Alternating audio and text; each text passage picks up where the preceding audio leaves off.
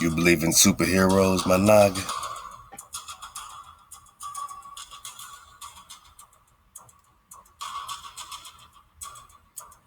Man, they over here trying to give us super nagas. We just got the nagas with the superpowers. We got our superpowers right here, man. It's the vibration. Welcome to Prester John, installment number 58.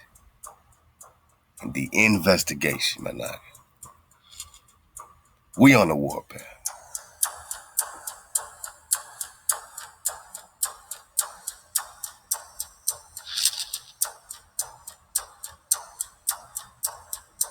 Love the natural by law.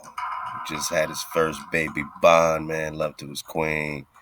Love to the, Hardy family, man.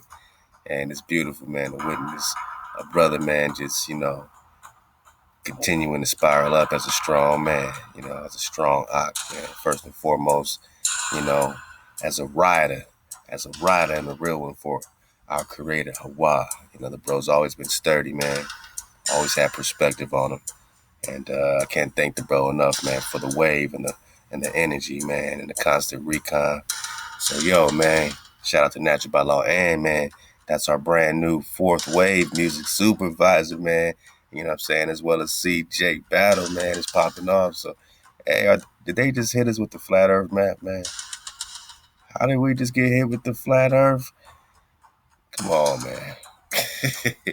These things be acting crazy, though. They just be like, yo, part of your investigation, we're just going to slide it in here. Come on, man. They ain't just going to come up with this world beyond a pole, Japanese, 1,000-year-old map, and just flash it right in our face, man. Is that some first? All right, man. Look, man. Let's go, man. Let's go. Before they was putting some Popeye's chicken over here, man. Over here jamming us up. Hey, man, shout out to the real ones. And we got the supernaturalists popping off. So Baby Bond is in the building, and we with you, man. And we know we rocking steady, man. In the world's beyond a poles, man. Prester John 58, it's amazing because we did it together, and we're right here together, and we're surfing the wave together, and the perspective is growing. And, don't come over here for the comfortable truth. You know what I'm saying? This is sometimes uncomfortable, sometimes unfamiliar. We're asking questions that you might have never formulated, and maybe you have. Maybe you thought about the same thing, man, and, just needed a, maybe a format, man, to help put it in, man. But we're here with you, you know what I'm saying? Nobody gave us anything. Nobody gave us no answers, man, no solutions to nothing. Only our creator, has put this investigation and flow within us. The Prester John series brings in the supernatural, right? It brings in the mystical, the mysterious, you know what I'm saying? It also brings in, just the time period that's supposed to be the dark ages, and we know so little, but yet with perspective, we're learning so much, you know what I'm saying? It brings in dragons, my noggin, you know what I'm saying? It brings in the code, most of all, it brings in the code, you know what I'm saying? David, Dawit can only have the connection with Hawa because of the code. So when we say keep the code, we're saying you got to keep the code for it all, man. You got to play for it all, my nigga. You got to keep the code for it all. You got to win that. You got to win that battle. You got to get the robbers out your head bone. All that BS you thinking, all that stuff that ain't nothing. Get it out your head, man. You're creating, a quasi reality, aka illusion in your own head bone. Get out your own way. Stop thinking so much. Be still. You know what I'm saying? It's time to pop off, man. Stop being so heavy. Stop being so emotional. Stop being silly, man. You know what I mean? That's what we got to do right now, man. Prester John makes us stop being silly. And it makes them stop looking at us like we silly, man.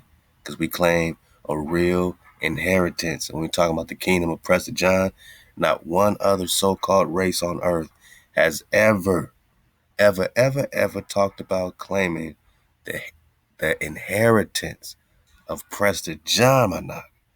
Because we know we're talking about King David. We know we're talking about Hakan Moshe. You know what I'm saying? The tribes of Moses, Mexicans, Mexican, Mexican, the Chicano or the Shikans, my naga. The Shikans, my naga. They say Chicano. We say Shikan, Shikan. Who's the she? Who's the Shia? Who's the Tangu? Where's Tangu?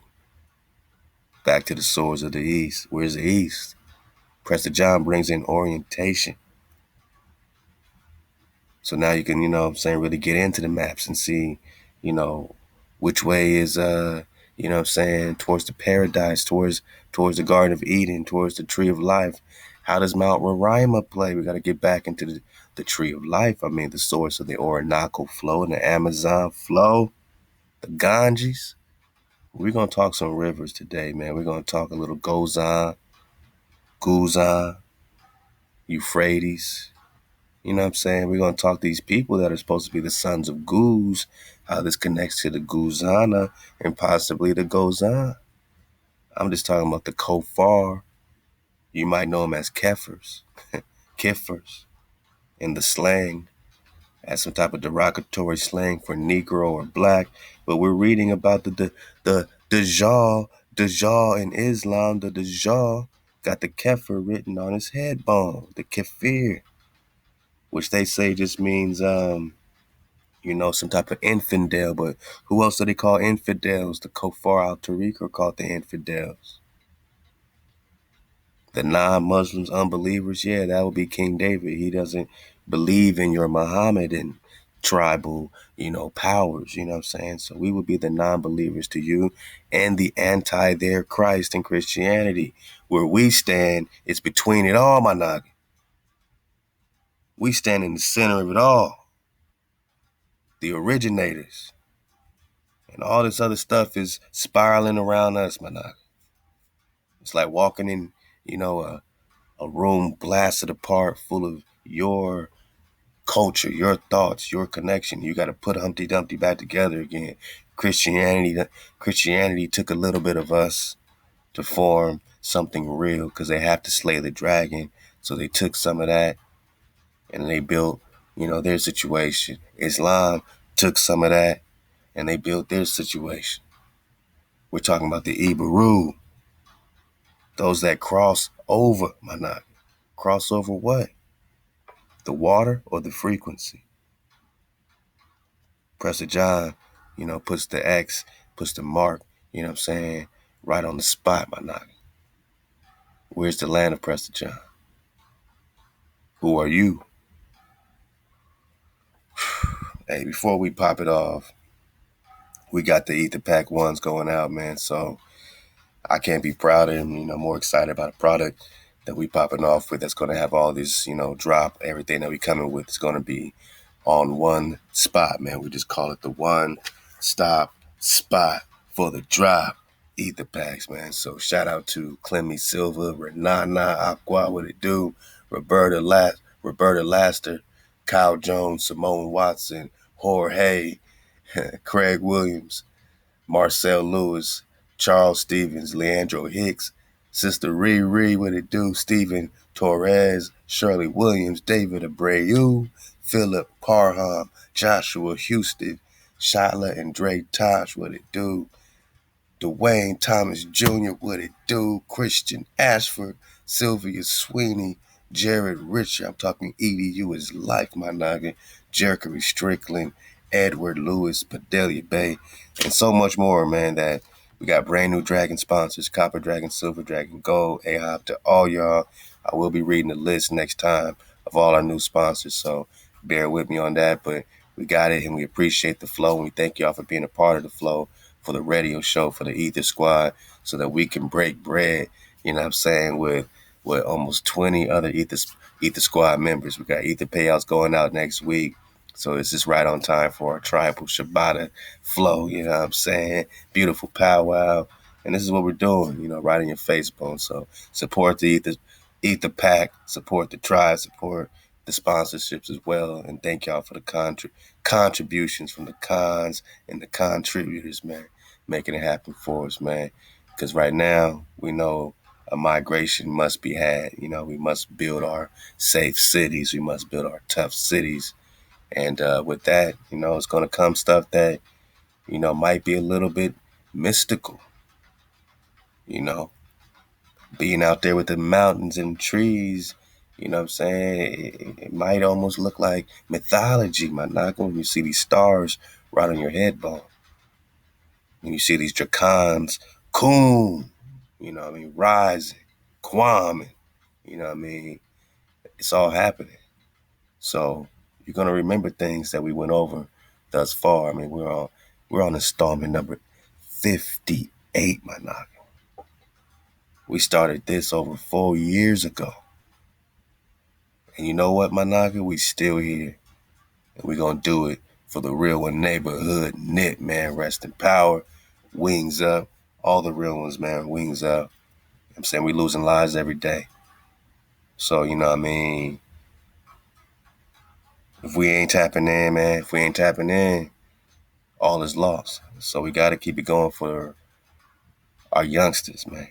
You know what I'm saying? We gotta be there for them. We gotta do this for them. We cannot expect and rely on our youngsters to have access to the same information that we've had access to as they're shutting down the internet.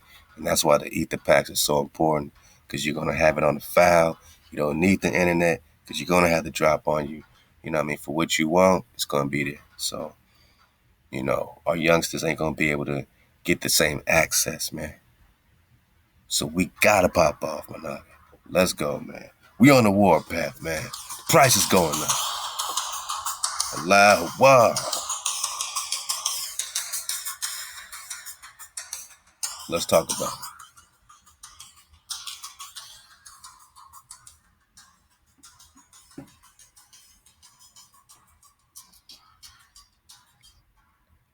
So it says Dane Whitman, in the body of Eobor Garrington, encountered a crusader named Prester John battling Muslim warriors. The Black Knight helped John overcome his attackers and brought him to the crusaders' camp. They then prevented an assassination attempt on Richard the Lionheart. See, now you're getting into facts. Now you're getting into Scotland and Braveheart. Go watch that Braveheart movie, man, and put yourself in, as usual, it's been iconoclasted. The images have been changed. Put yourself in William Wallace's shoes, man. For the Scots, who's Princess Scotia? Who's Scotia, man? So this superhero, now check it. Look at his aliases, all right? High Pope and Emperor. High Pope and Emperor of India and of Ethiopia. So when we talk about the Hindu Kush, we're talking India, Khan. We're talking India Superior, Khan. When we talk about Ethiopia, we're still talking Hindu Kush, India, Indians, Indies, you, Negro, right? We're not talking about Africa, Ethiopia. They got their own, bloodline situation, Haile Selassie and their Rasta flow. And I ain't here to disrespect their flow. I'm just saying, Managa, this is Ethiopia right here. And this is where you come from, Managa. And Prester John's people is still right here. And King David's people is still right here in the neighborhood near you. And it seems to be a lot of people duplicating our lineage, our royal lineage, our connection. And ain't nobody telling us who we are. Where's the tribes of Israel? Where's Judah? Where's Ephraim? Who's the Naga in Compton, Watts, Inglewood, Long Beach? Who's the Naga, you know what I'm saying, all across the plain, in this ward, that ward, all throughout the Noya, Texas, man, Houston, H-Town, man. Who's these Nagas? In Chicago, South Side, North Side, West Side, all over. GD, BD, who are these Nagas popping off. These are some real street warriors right here. I mean, surely if we were all focused on one task, oh boy. I'm just saying, our identity keeps being stolen. The con keeps being taken. And the one people that ain't even asking who they are no more. They're just saying we from somewhere in Africa. In this time of need, in the end of days, why isn't this supercontinent that we're all from called Africa, why isn't any government in Africa reaching out to these niggas, these niggas that have been sold off of ships and lost everything? We got these super rich countries all throughout Africa, because you can't give us both narratives and say, there's nothing we can do, we're a poor country and all that, and then say, nah, Africa's the richest this and the richest that, and they got the richest this, and of course the rich get richer and the poor get poor. I guess everybody's corrupt there, huh? I mean, if we was from Africa, I'm sure that they would ask for something back, some type of reparations, some type of something. My noggin, this is Africa. This is Egypt. This is Atlantis. Atlanta. Shout out to my niggas in Georgia. ATL. You know what I'm saying? I mean, look, man, don't you get tired of this shit? Having to prove yourself. We're just talking about the High Pope and Emperor, right? Emperor of the Abyssinians. Let's go, man. We're going to pop off this time. So get Prester John 57. We're going to, we about to hit cruising altitude. Don't even trip. I'm just getting cozy. I suggest you do the same thing, because we're on the warpath.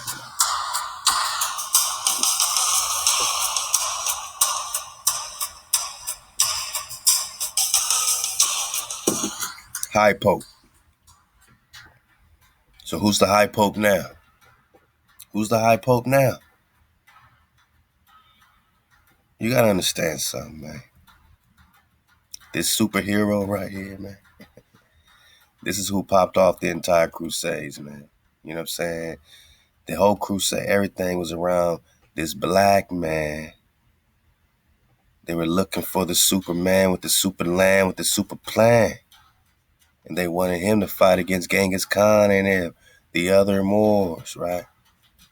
Because they heard what he was doing to the Persians and the Medes and all that. He heard about the Kofar-al-Turak. And you're about to see how this all connects, because the Kofar become the Kefir. And their religion, it's these people that in reality is just, slaying the Mohammedans. So they get demonized, and this Antichrist got the Kefir on his head, and then now it's a racial slur, but it's been a slur. It's been their own derogatory flow, but it's relating to a very secret group called the Kofar-al-Turak. If you ain't ever talked about the Kofar-al-Turak, and it's for sure not a whole lot of information around the Kofar-al-Turak, there's a whole lot of mystery around the Kofar-al-Turak, you must begin to connect the Kofar with the Kefir, my nigga. Because these were the tribes that were slicing and dicing the Mohammedans, man, in the name of Hawa. What do they got to do with the Rechabites? What do they got to do with the Kenites? What do they have to do with the tribes of Cain? So some of y'all get it twisted, man. I read different comments. Some folks might think that, Cain is the seed of Lucifer. That's more of a Christian approach. We're going to read it. We're going to get it. Genesis, we're going to get it. But, Cain was still blessed or Baruch by the Creator. Anybody that touched Cain got punished, right? So that mark wasn't no mark of evil, satanic mark. Nah, that was a mark of protection, my nigga. That was a mark of protection. X marks the spot. And these tribes of Cain that were protected under Hawa through this mark of protection, they were also protecting David. They were also protecting Prester John. And they were rocking with him. The Kenites, the Rechabites, the Kofar-al-Turak, the sons of Guz, connected to the Guzan or the Guzana or the Gozan River, connected to the Euphrates. I'm just saying, it's Prester John 58. We popping off.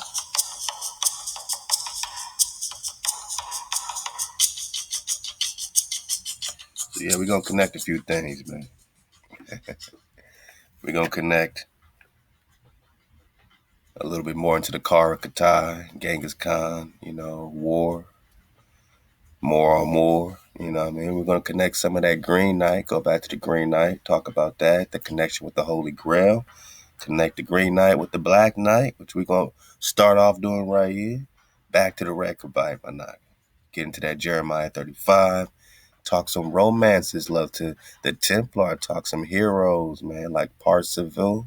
Connect that with the Prester John legend, right? And then get back in that water into the Sambanyan, the Sandy Sea, also known as the wild guardian of the lost tribe. So that's just the play, for today. The water for, just enjoying the flow over here, man, enjoying the information and the vibration. Because again, don't come over here for the information. This is tribal. I'm just doing this for the tribe. I'm not trying to rush to get to nothing. We got it all spread out.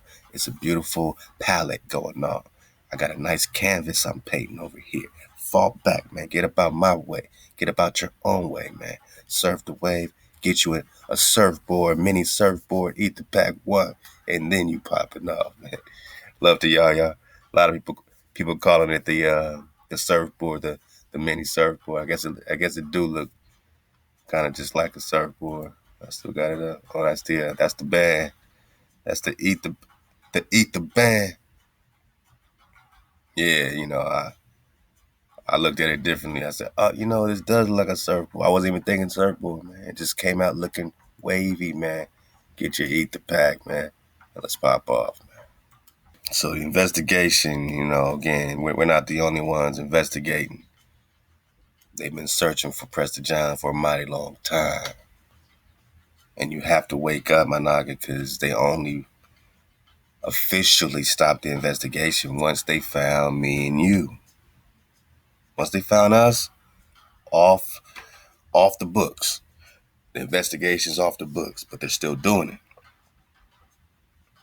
Once they, you know what I'm saying? Same thing with Antarctica. You know what I mean? Once Admiral Byrd found what he found, suddenly ain't nobody want to talk Antarctica no more.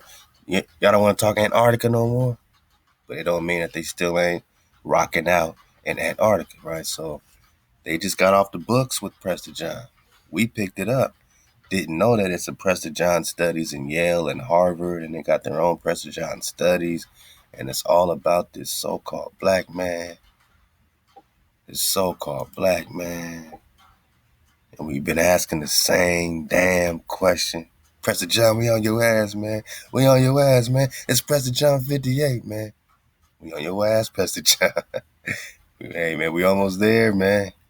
Don't y'all feel it? Don't you feel yourself getting closer to the priest king, man? To get closer to David, is to, remember how great things are. You know what I'm saying? When you're in the flow. That even though Israel wanted a king,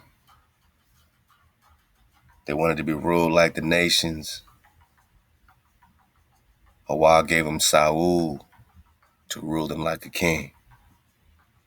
They cried and cried and cried and didn't want to be ruled by a king no more, so they got a Khan.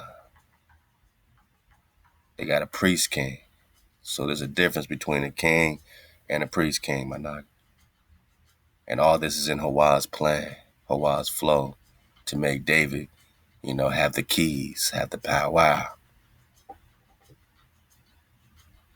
An interesting question, man, that keeps coming up on the survey. Love to everybody taking up the Tribe Up surveys. Click the link below. Take the Tribe Up survey, man. First click.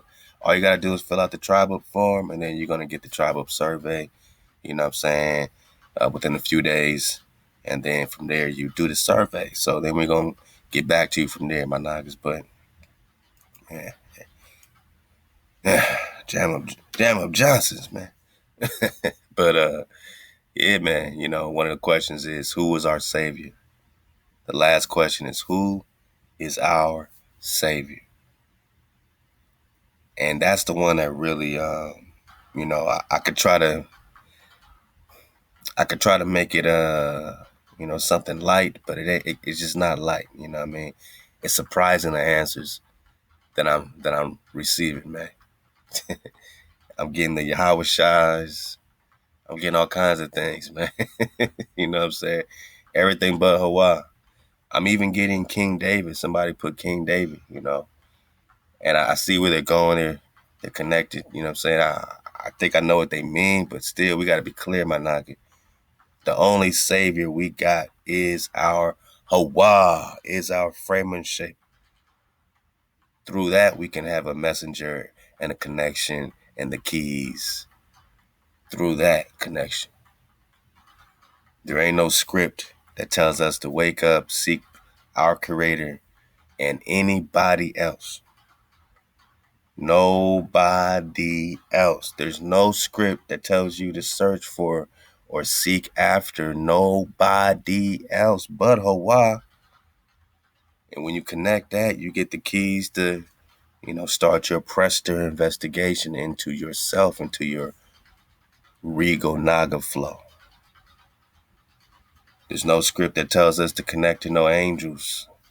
Yes, we know we got protectors on every realm. We know, what I'm saying? We got, strong princes, strong khans in the angels, in the Drakans, in the Drakan flow. But ain't no script tells us to seek after any angel or any Drakan. We're just talking Prester John, Khan Dawi. That's what our script tell us to do. Hosea 3, chapter 4 and 5, verse 4 and 5. So who is Prester John, and why is he being, why is he looking like this, man? You know what I'm saying? Why is he looking like this?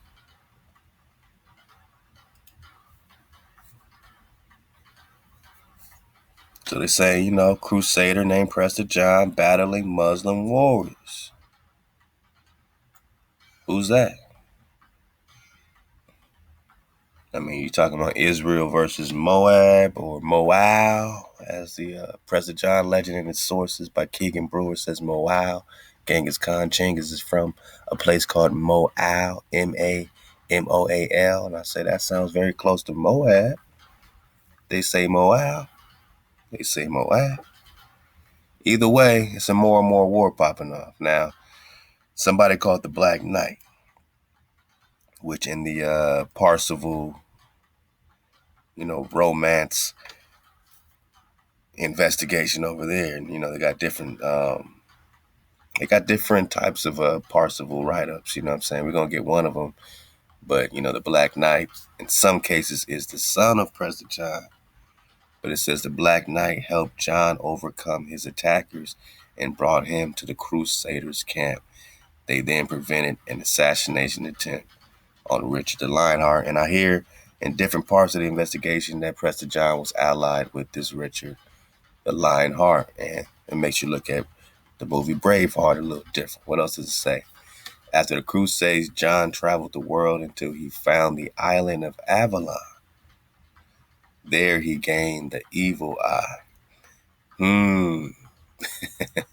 Sounds like that Dajjal, that one-eyed Dajjal, man. All right, let's go, man. As a plague seemed to wipe out the citizens of Avalon, John prepared to sit upon the seat of survival, which would place him in suspended animation. My naga, is this play? Or did something like this go down? Suspended animation. However, Kong appeared. Uh-oh. Who is this? Is this Genghis Khan? I'm just putting it together with you, man. We surfing the wave. trying to get John to join him as a result of their battle. So they had a battle. John was sent into the past. We keep asking, is Prester John hiding in between the timelines, my noggin? How was he sent? Oh, man.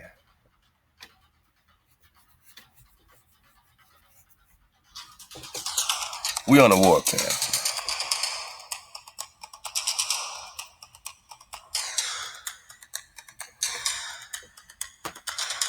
This is Prester John, installment 58.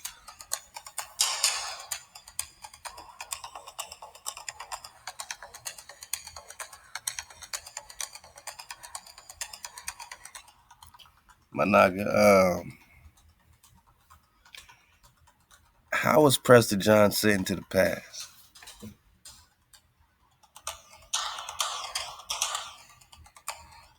I know what you're thinking. You're thinking DeLoreans. You're thinking Back to the Future. I get it.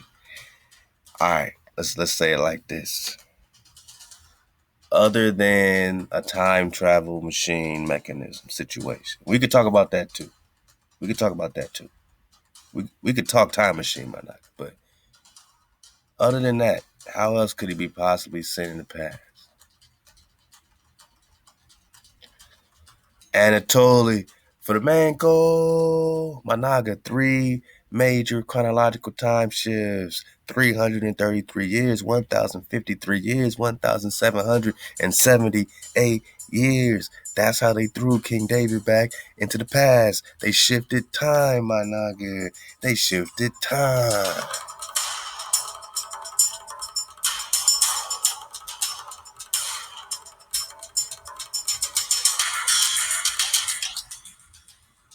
My naga, they shifted time. So you thinking Prester John, King David, BC, 700 BC. Moses the Black pops up, what, year 200, 300, something like that.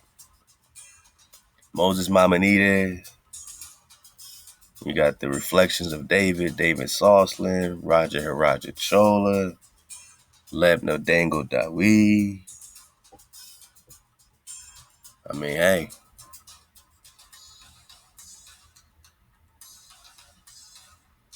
It's everywhere. David is everywhere. When you research the Buddha, the connection with the Buddha and Solomon, I mean, is the Buddha just David's son, Solomon, or not?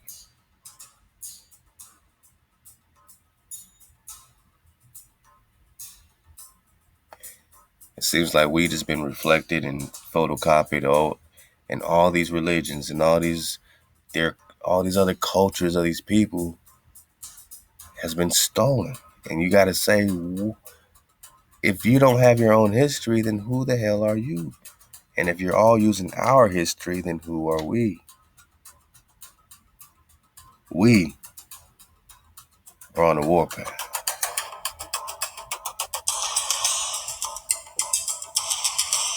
And the price is going up. All right. Back it up, man. I want to go back to the seat of survival. The suspended animation, man. We got to back this up. Let's go back to this evil eye situation.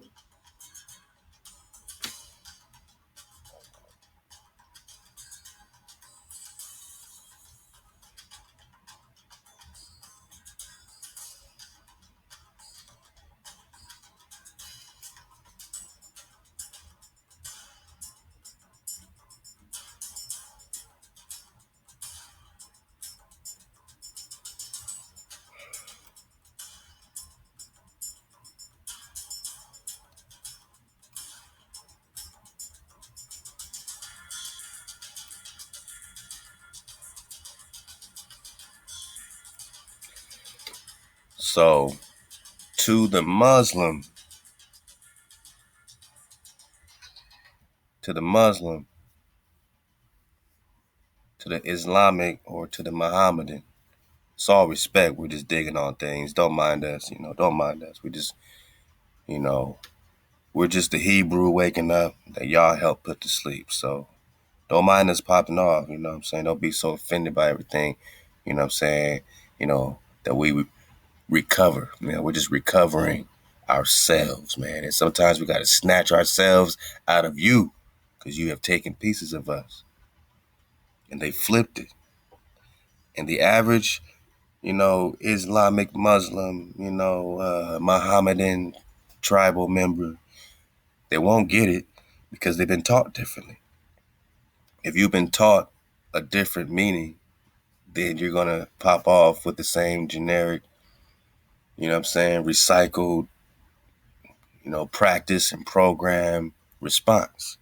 If we talk about you're throwing stones and it's against our code to throw stones, because throwing of stones, when you're throwing stones at these larger stones and collecting your stones together, this is pagan rituals.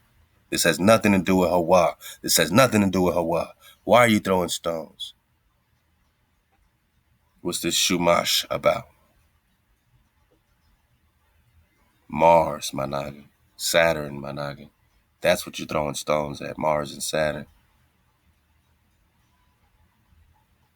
These are the gods of the Ammonites. These are the gods of the Moabites. You're still worshiping the gods of the Ammonites and Moabites. So, of course, they would flip the Messiah and they would call David the false Messiah, even though in the Hebrew flow, Dawid is coming back. You know what I mean? Elijah, we connected to John the Baptist, Elijah, David flow. That's what we talking about. New Test gives you a new hero, a new romance. Now you got this Christ business, and now they say you're anti R.E. Zeus. You're anti Zeus. So you're the Antichrist. Oh, okay. I mean, the survey is very important, man. There's a question that says, what's the difference between Zeus, Jesus, and Yahushua? Trick question, of course. Some people actually said, well, Zeus is Jesus, but Yahushua, that's the Hebrew God. Damn. I ain't trying to embarrass nobody, but my naga, man, we should be embarrassed, man. We're at a sad state of disregard, man. But we're having fun. We're rejoicing because we know we've taken a big step, man. We are reversing the curse. And when you start to reverse the curse, man, you start to see that the false Messiah is David, that they're calling the false Messiah. Connected Kefir with the Kofar. They say he's one-eyed, huh? Now we're just comparing this right quick to a Marvel write-up on Prester John. Of course, Marvel has gotten, putting together a lot of dropping between that animation situation. Suspended animation. Should we recon suspended animation? Do you think we had the energy, technology to do something like that? Well, we had, according to Prester John letter, magic mirror that he can see throughout the whole kingdom, ring that he can disappear, you know what I'm saying? I mean, of course, you got the San Benyan River, we're going to get back into this river of stones, precious stones. I mean, hey. So the Magi, this is greater magic. You got the greater light, greater magic. We ain't just talking walking on water. We're talking about parting the water, Moshe style, parting the Jordan, Joshua style. So who's their Antichrist? What does this eye got to do with this? We're going to read it in Marvel. It said the evil eye, right? Possibly the most frequently quoted reference to Dajjal is that he's blind in one eye.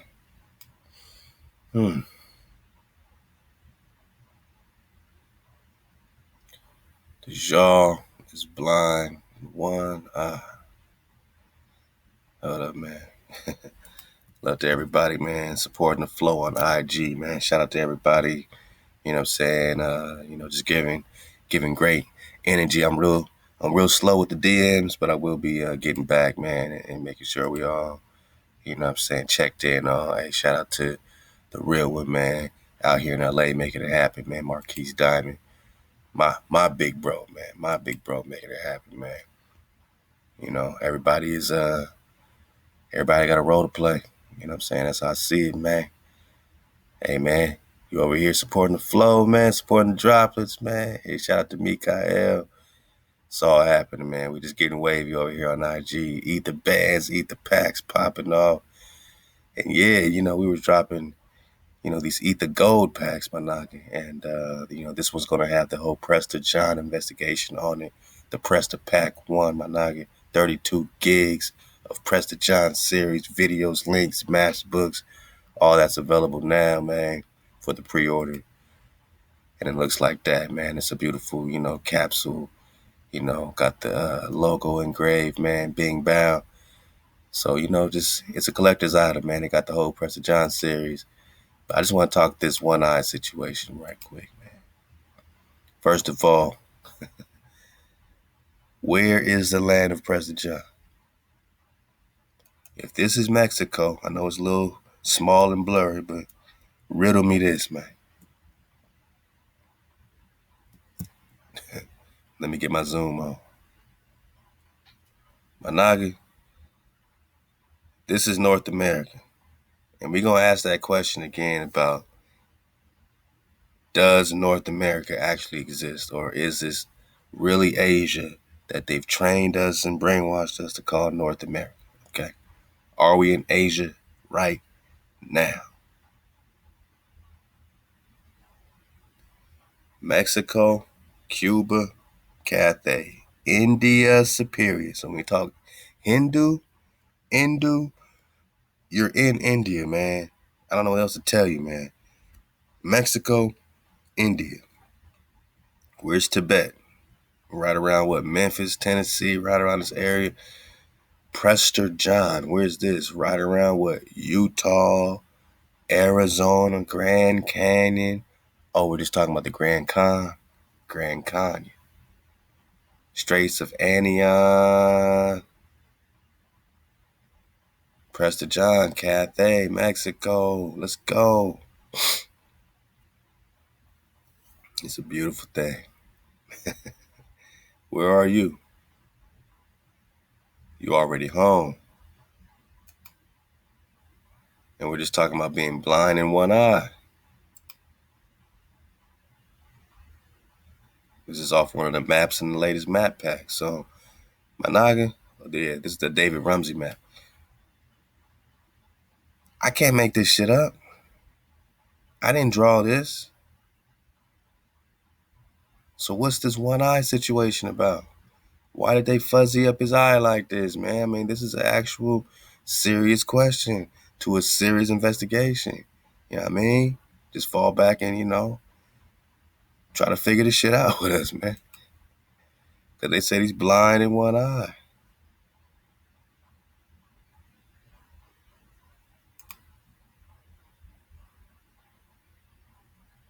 Is Prester John their Antichrist and their what they call Dajjal? What they want to call a false Messiah because they want their Muhammad and their floated to have their own, they got their own hero. They got their own romance. He will pretend to be the Messiah.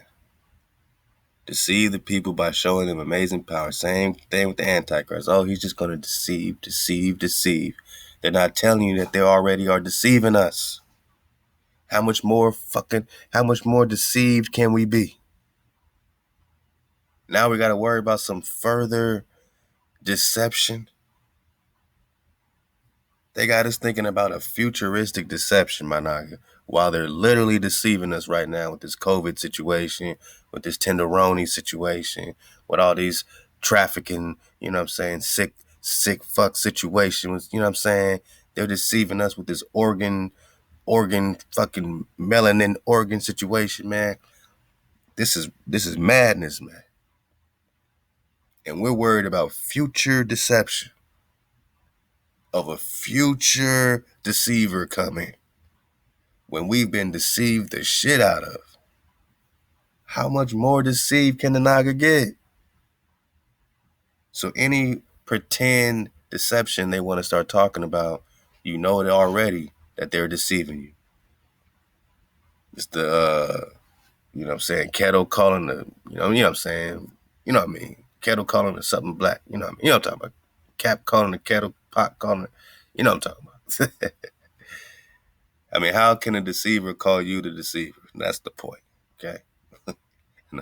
Y'all gonna say, yeah, man, it's the cap. I want to say the cap calling the kettle black. How much more deceived can we be, man? It's really crazy. You know what I'm saying? So he will pretend to be the Messiah and deceive the people by showing them amazing powers. Amazing powers. Amazing powers.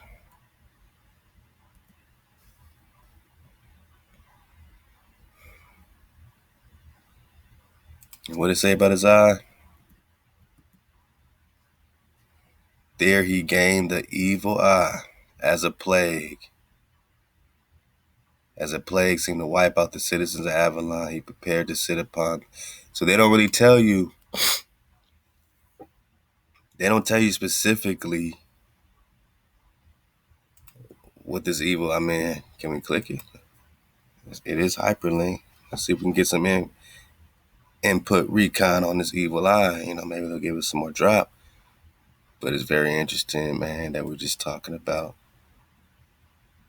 an eyeball. Or are we?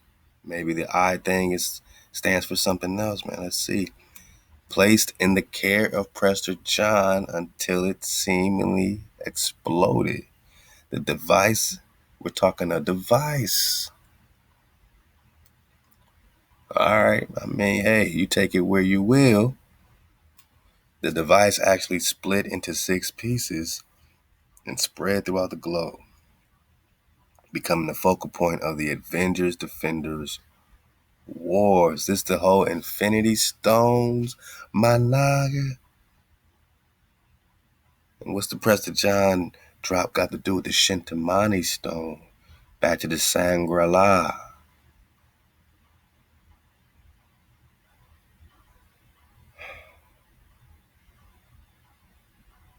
Yeah, man. I mean, I'm just digging on it with y'all. They're talking evil eyes. We're just thinking eyeballs. But what is this? You know what I mean? What does this eyeball represent? You know what I mean? Is it the collection of these 6 pieces that were spread throughout the world that when they're brought together form some type of super weapon? I mean, we are just talking animated suspension. That's kind of like what old boy Thanos was putting down, right? Once he had the stones. But you think it's play. Later, Prester John carried a new version of the evil eye called his stellar rod. Sounds a lot like a emerald staff or a sapphire stick or a stellar rod. All right. Okay. This is just the intro, my naga. We on the warpath. So look at all these aliases. High Pope. Well, someone's taking that now. Emperor of India and Ethiopia. John Prester. John the Prester. John the Priest. Did they say John the Baptist yet? Reflections. Keeper of Memories. Is the Naga getting back your primary mem left to Yosef? Patriarch John, Presbyter Johannes, Presbyter John, Priest John, Sinopis, Sultan John of Babylon. See, now they're giving us a little extra drop. What is a Sinopis? Let's learn some new stuff, man. Let's see where they take us, man. Let's see where they take us. Out of nowhere, they just brought us back. Nah, man, y'all ain't gonna do that, man. Y'all ain't gonna just do that, man. We're just talking one-eyed, huh? One-eyed, huh? Okay. Etha Gold, Prester Pack, Synopsis, meaning of Synopsis, the baby boy.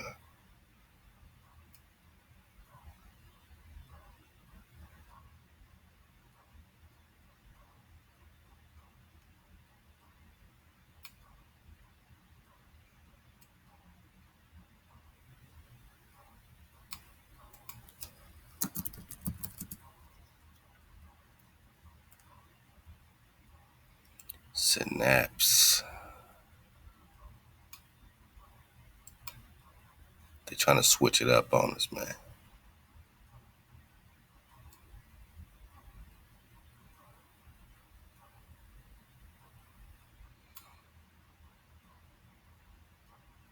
Senir, Senet, descendant of the gods, originate African, my nigga, what they say. Are they just talking Ethiopian? All right.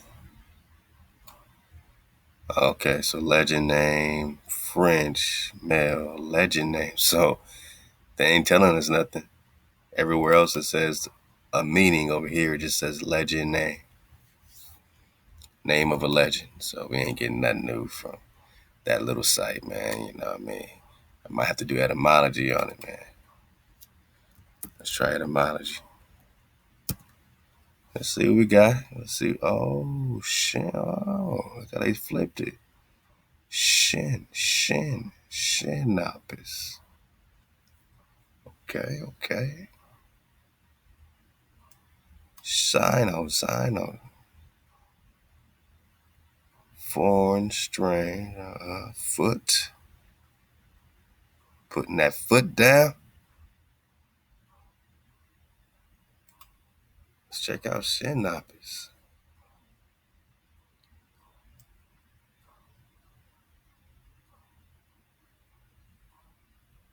They ain't giving us much on this.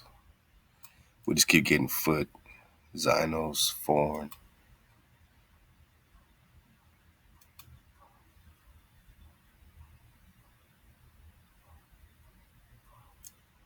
Foot.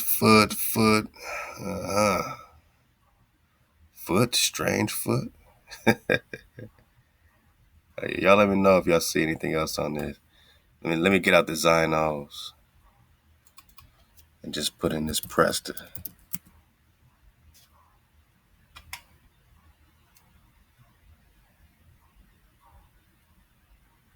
Synopsis, king of Ethiopia. I'm just over here, just wave surfing right quick, man. Just seeing if there's any leads, man.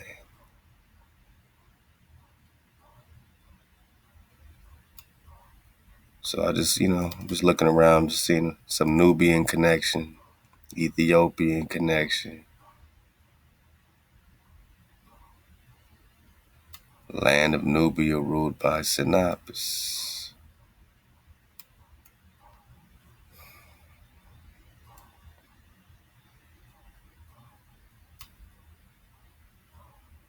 Prester John is called Synopsis, king of Ethiopia. Okay. All right. I just wanted to, see where they're going to take us. So, and he got this evil eye. He got his suspension, his animated suspension. Here comes Kang or Khan. Which Khan? Trying to get John to join him. As a result, in reality, they say that Genghis Khan tried to get, Prester John to give him his daughter to marry. So I guess that would be joining him. He wanted his daughter. Prester John got offended and said, "Man, you ain't no David. Like, what are you talking about, man? I adopted you, bro. I took you in. I'm your Khan father. Me and your papa was blood brothers, man. Which means that, saying we protected each other. So I'm protecting you, Genghis." Genghis wanted to join into the family, right? He tried to get John to join him. That didn't happen. Prester John, King David wouldn't give Genghis Khan his daughter to marry. As a result, their battle popped off. John was sent into the past. So now they changed the story. They pushed the timeline back. He attempted to manipulate events in the past, advising a Frankish king to battle Vikings. We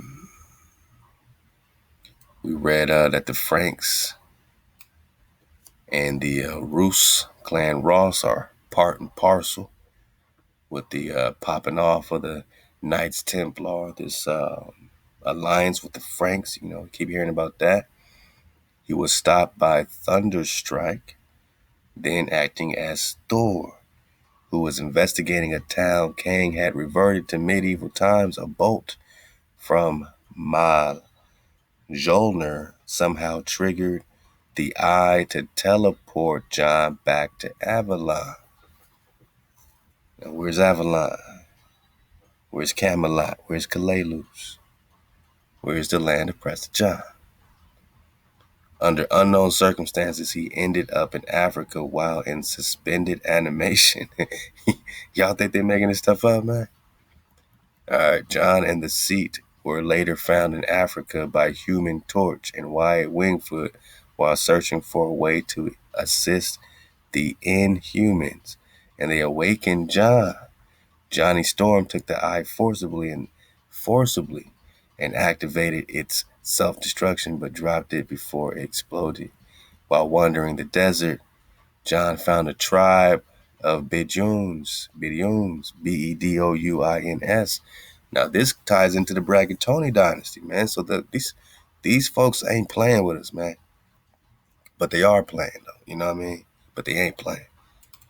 This is going to start connecting to the Bragatoni dynasty and the Georgians, man. So you're connecting this Khan war going down, this eye business, these the Shintamani, these stones breaking apart, this Thanos, all this shit is happening. All right. Using his power, he collapsed an area. Wait, break it down. So they took the stone of power. John found a tribe of Bedouins and took the stone of power. So was the war with Genghis Khan also involving the stone of power? Using its power, he collapsed an area and again returned to suspended animation. Where's President John been hiding, man? In between the timelines? He was later found and briefly battled the Thing and Iron Man. Now, we also know that Prester John was written about and Marco Polo, right? One of my favorite series, man, and I guess they just got too real. You know what I'm saying? They said, nah, 2 seasons is enough of this. Too many Nagas is energizing off of this one right here. Yeah, you know, go check it out, though, on Netflix. I'm on High Jizzle.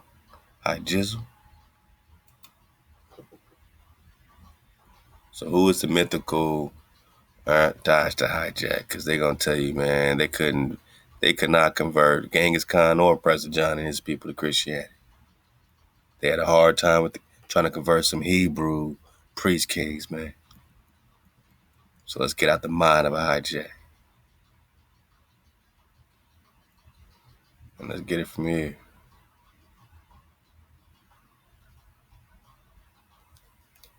So they got this character Nyan walking alone in the desert. Now the desert's going to play because we're going to tie this into the Kofar-al-Turak, these nomadic, desertous, tribal, folks connected with the Rechabites, Jeremiah 35. All right, let's get it. So in Nyan, these are all Mongols, right? Mongol means great ones. These are all Negroes, Nagas. Nyan says he was alone in the desert dying when he encountered a man who saved him through supernatural means. Shout out to the supernaturalists.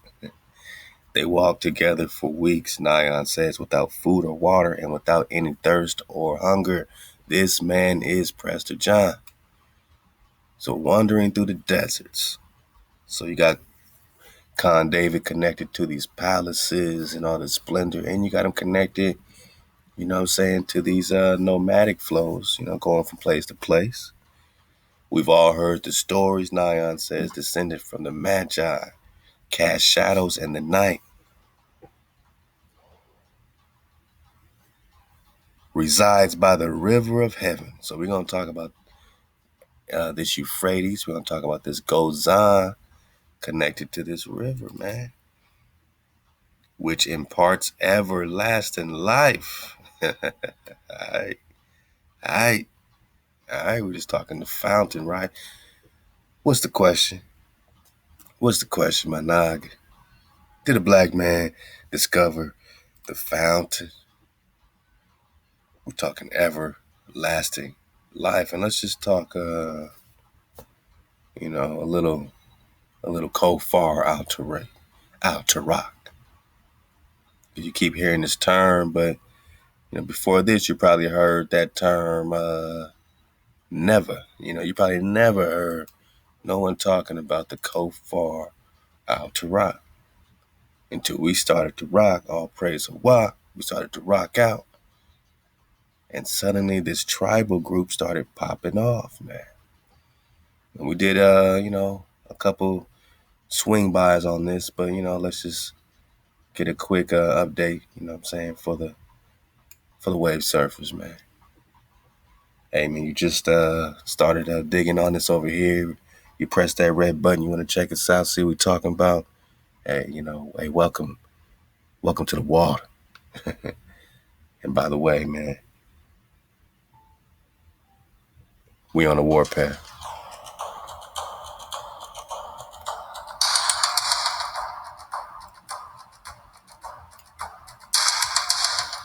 Who are the Kofar-al-Turak?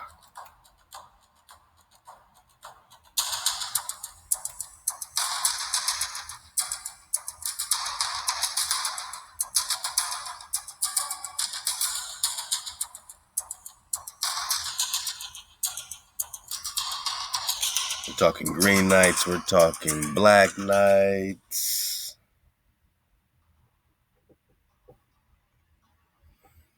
We're talking hundreds of kings, Manage, 300 kings, 4,000 princes, dukes, earls, baron, knights,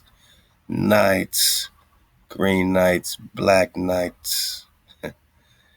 Here he seems to have become an alternate version of Prester John himself. So they're talking about the two different versions of this Prester John letter, but check this out.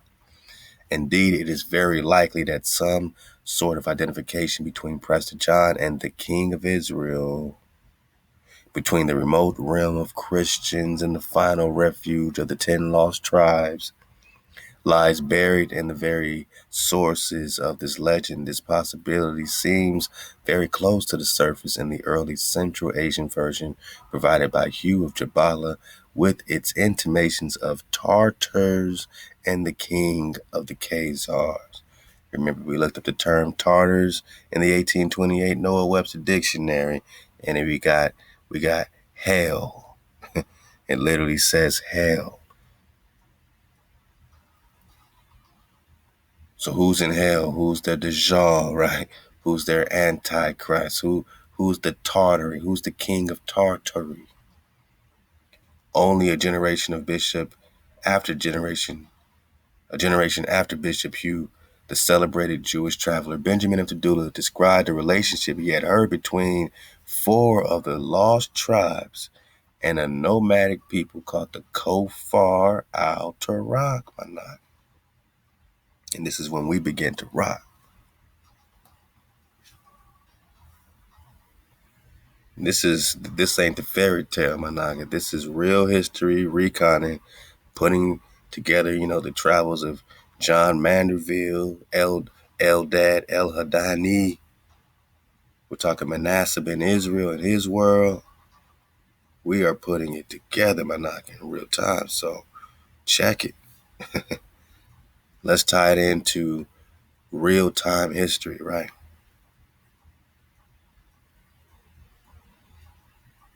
Since they wanted to, you know, we can't even go to Marvel without them talking about real time history. So this traveler, Benjamin of Tudela, He says, you know what, man? Right by these four tribes, what we talking about, the northern tribes? You know what I'm saying? I mean, right by the four tribes, what are we talking about, the southern tribes or the northern tribe? A nomadic people called the Kofar-al-Turak. You're going to see the kefir, dodge the vowels on the Central Asian steppes.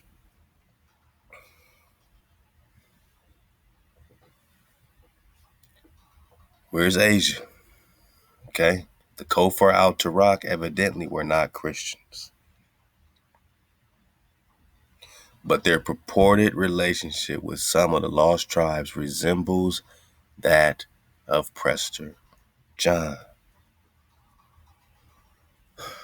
The relationship they had with the lost tribes seems very familiar, like the one Prester John has with the lost tribes.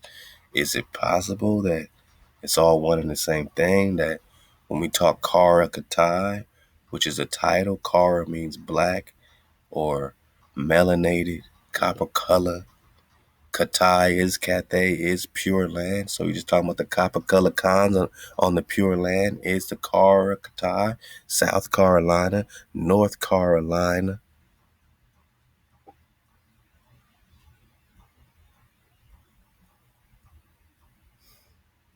Is the Kara Katai same as the Kofar-al-Turak?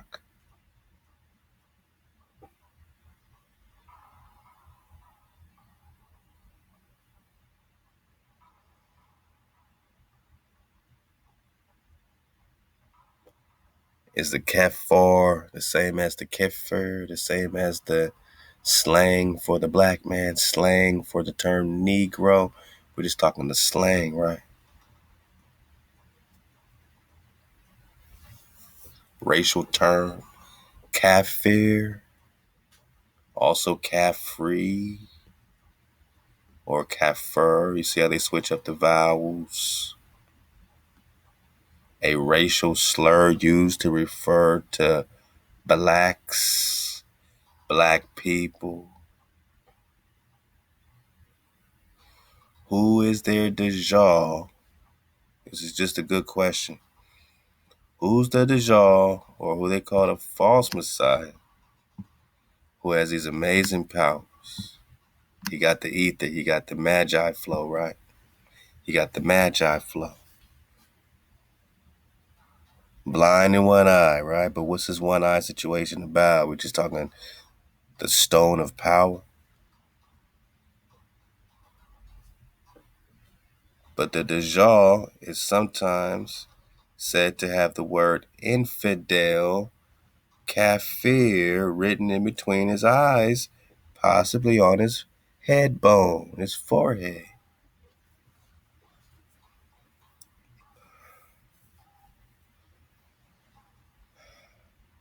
If kafir is kofir, then surely I can connect the kofir with the infidel, huh? If kafir is kofir, then surely I can connect the kafir or the kofir with the infidel, huh? Surely, man.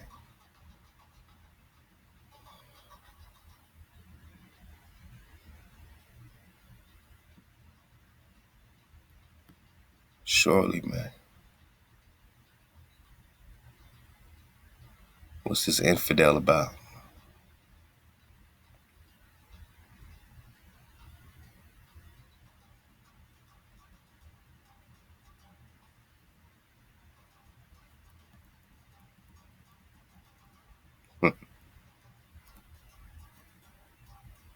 Oh, yeah. Yeah, we're going to get into the Zen, the Kana, and the China. Who are the Kofar, and why are they being referred to as infidels?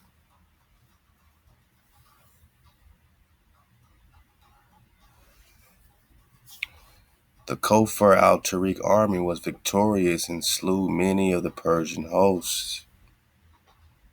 The masterpieces of Hebrew literature, selections from 2,000 years of Jewish, You go to click on it for the rest of the title, man.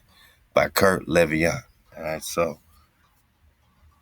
Kofar been whipping up on Persian ass, man. Right? He slew many of the Persians. And the king of Persia fled with only a few followers to his own country. He fled to his own country with only a few followers from the Kofar. They showed him much honor and sent a dispatch to the Kofar, their allies, reporting the matter to them. Who's the allies? The Jews. In this case, we're talking about the 1200s. We ain't talking about the Jewishes. We're talking Hebrews. So these Hebrews took counsel together and resolved to propitiate the king on account of the Hebrews who were in exile. Now we're talking exilarchs. Then the king entered their land with his army, and stayed 15 days, and they showed him much honor, and also sent a dispatch to the Kofar-al-Turak, their allies. So these Kofars are allies with these Hebrew exilarchs and the masterpieces of Hebrew literature. The Kofar are allies with these Jews in exile, or these exilarchs, right? Okay. Because they're being called infidels.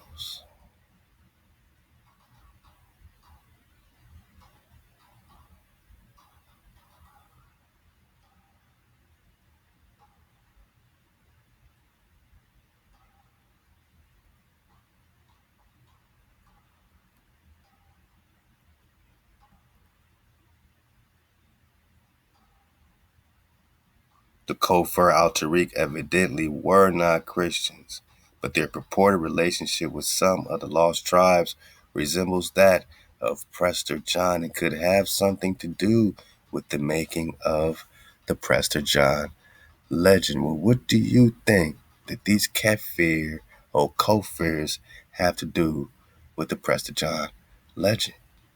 What's it got to do with the rivers? What's it got to do with the Gozan or the Guzana? What's it got to do with the infidels? I mean, real talk. I'm just thinking that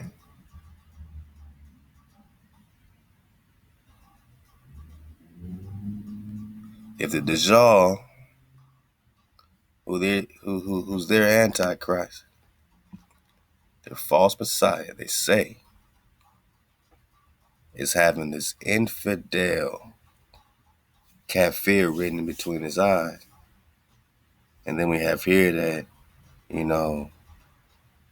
their Allah's message, right? Dajjal is blind in one eye, and there is written in between his eyes the word kafir, or unbeliever, infidel. So here we go again with this infidel business, or this kafir will be readable only by the believer, literate or illiterate, non-believer. So they're calling this guy a non-believer, infidel.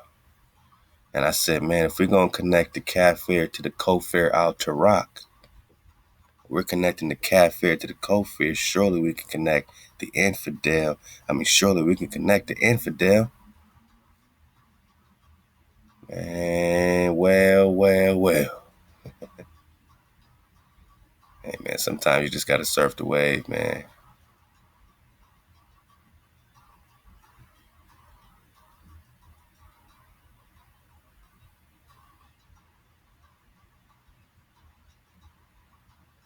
Let's get it over here, man. We about to get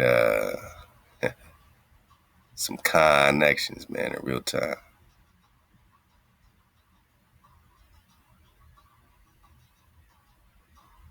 Especially when we get into these record bites, man. Because this is all the Minority Report when you talk record bites. You're talking about the stuff that ain't nobody barely talking about. The Kofar-al-Turak. Who's gonna bring up the Kofar-al-Turak? Why would anybody talk about the Kofar-al-Turak until you realize how they're rocking?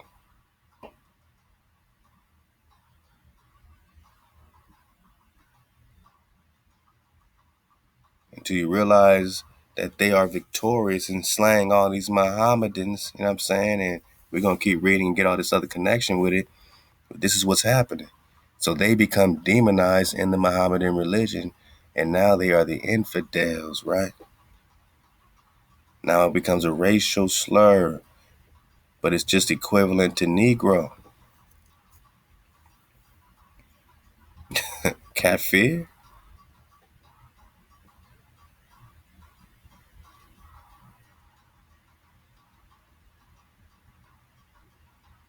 Hey man, you talking about the same kafir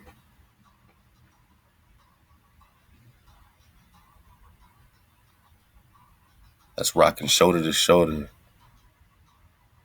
with Prester John. Resembles that of Prester John. The infidel. Let's get this out of the Benjamin of Tudela Travels.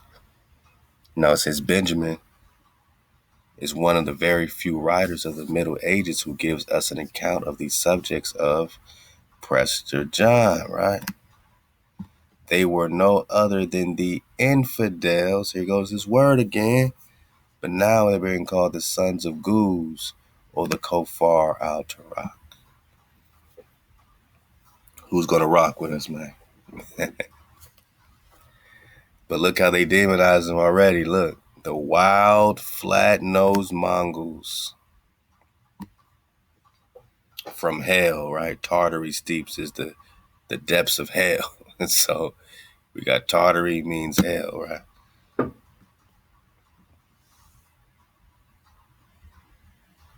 Sinapas. Yeah, we got to get back on that Sinapas, man.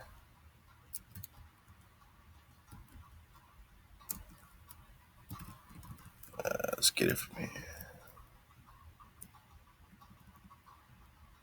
Media. Prester. Why they trying to put Prester in hell, man? Why do you think? Why is he being compared to this frequency that is only talking about this corruption, only talking about hell? And now, well, it's not in use anymore. Hell is not in use no more. Tartar, hell, but they just don't use it to refer to hell no more. Well, we talking Tartary though, right? Hell. So you see when they want to make you into the devil, that's just the devil. You know what I'm saying? The pot calling it the kettle black. Is that what it is? The pot calling the kettle black? All right, man. Shout out to y'all, man. I said the cap calling the kettle black. The pot calling the kettle black, man. The wild, flat-nosed Negroes. But Mongol just means great ones. From hell, though. But now they're called infidels, just like this.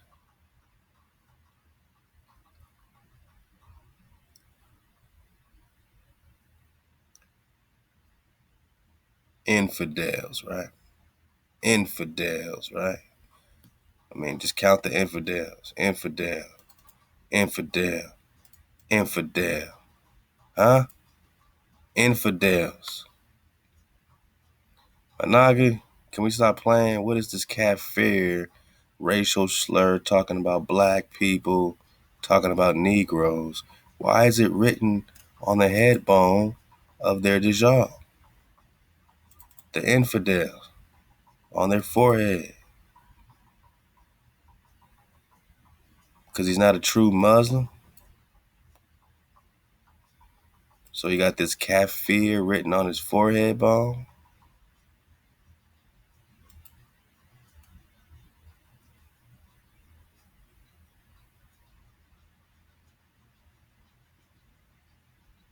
talking about black people.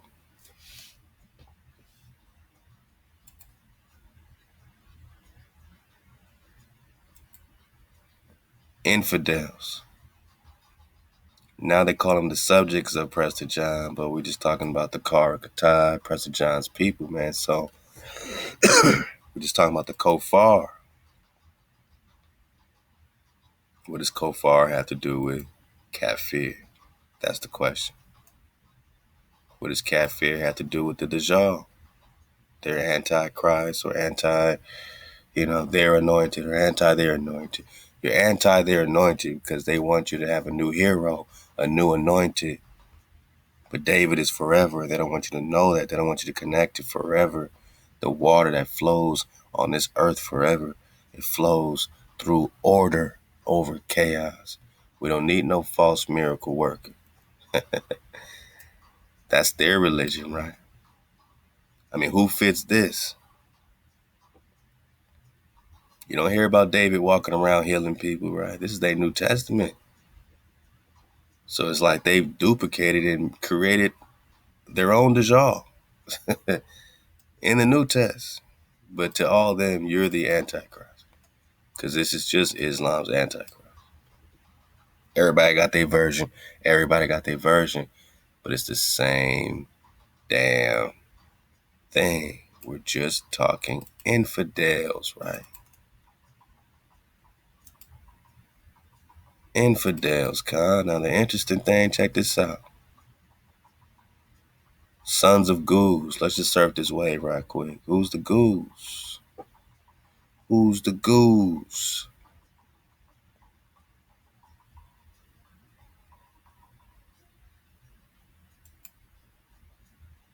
Who's the goose? Well, who's the ooze? Who's the ooze? Love the Templar breaking down that beautiful Job flow, man. I mean, get in the classroom every Tuesday, 7 o'clock Pacific. Who's the ooze? Who's the goose? Who's the Aram? Who's the Mesheks? Who's the Mosaks? Who's the Moseses? And did you know there was a Meshek and the Shem? And then they made another Meshek and the Japheth to throw us off. There's 2 Mesheks. We're going to touch on this some more, man. I'm just talking about ooze. I mean, goose. I mean, the sons of goose. We can't talk goose, my naga, if we're not going to talk the, how they say, Gozan.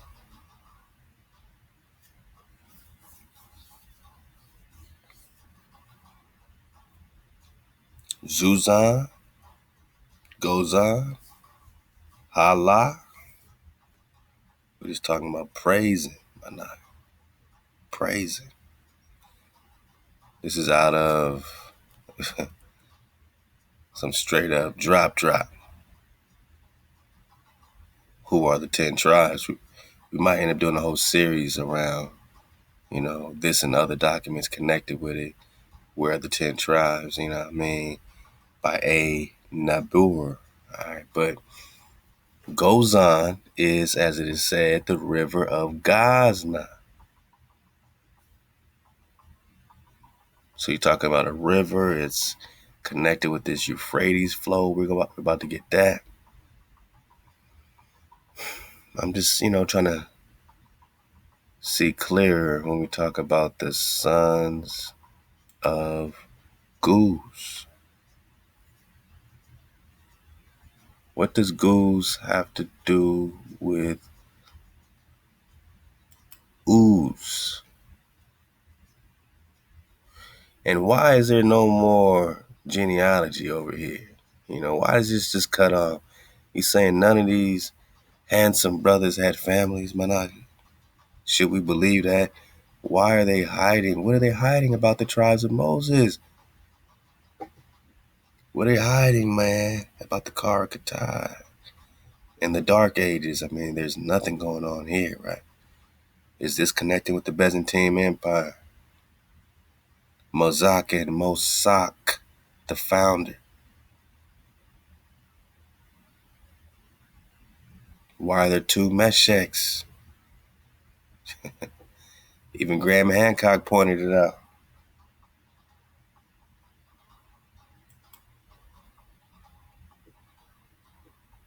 Ooze, Goose, Guzana,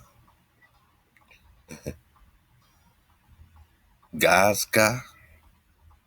So when you see a Meshech,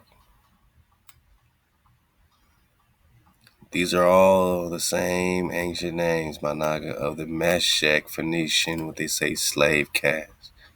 Well, the Hebrew slaves, what we talking about? Tribes of Moses's, Mexica, the Mexicans, it's the same thing as the Meshechs, my naga. Connect that back with the whole Cappadocia flow. Let's go, man. We on a warpath. Who's the Cappadocians? Managa, this is what happened in 1453. 1 year after the papal bull doomed diverses, they said subjugate the Saracens. They went after the tribes of Moses. They went after the tribes of Prester John, Managa. Before that, we were rocking in multiple areas, man, holding down it because we had the three Indias on point. The three Indias on point. But suddenly, through a swerving, something happened. Cappadocia, or Mazaka, the original name for the city that eventually became Khazaria. He noted that his name was derived from Mosak, also known as what? Meshech, one of the grandsons of Noah. Are we talking Japheth or are we talking Shem? Mosak, the founder of the Cappadocian, or Moses, the founder of this tribe that is the Karakatai. Mosak's name suddenly suggests some of a Semitic, Shemitic derivation. So we're talking Japheth when we talk Moshe, or we're talking Shem when we talk Moshe. We're just dodging a hijack, and we're dodging in between the timelines, saying what happened to the timeline of Meshech. Just do it for yourself, because I've done it for myself. Just type in sons of Uz. You're not going to find nothing. Sons of Ho, sons of Gather, sons of Meshech. You're not going to find something. But you know what? Somebody is referring to the sons of Goose. And there's a big shroud of mystery around the Kofar-al-Turak, which are doing nothing but rocking steady with the priest king, Prester John, because the Kofar-al-Turak have some type of relationship with the lost tribes that resembles Prester John.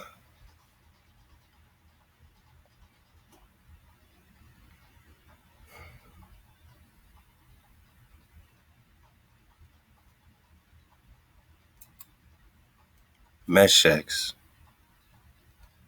Shemitic. And they're saying all that survived was his reputation, but if we never heard about him, how could his reputation survive as the founder of Cappadocians? The only way his reputation can survive is if we're talking Moses, man. That's a reputation that has survived, you know what I'm saying, throughout, you know, the shuffling of things, you know what I'm saying? But we're just talking about a foundational legend for the region that was older than the adoption of Greek myths. So all this Jupiter, Saturn, Chronos business all came later. So you can't look at those things and say, well, that's history. The Greek myths came after the foundational legend. They turned us into, you know, mythology. In the early Roman Empire, people outside of Cappadocia had heard of Mosak too. The Jewish historian Josephus even tried to fit him into biblical genealogies by equating him with Meshach. Okay. Although Mosach is an intriguing primal ancestor, Moses is an intriguing primal. What does it mean to be prime? Optimus Prime. How many primes are there? Sentinel Prime. How many primes are there? So Moses is a prime. He's a prime. Transformers, my nigga. All right.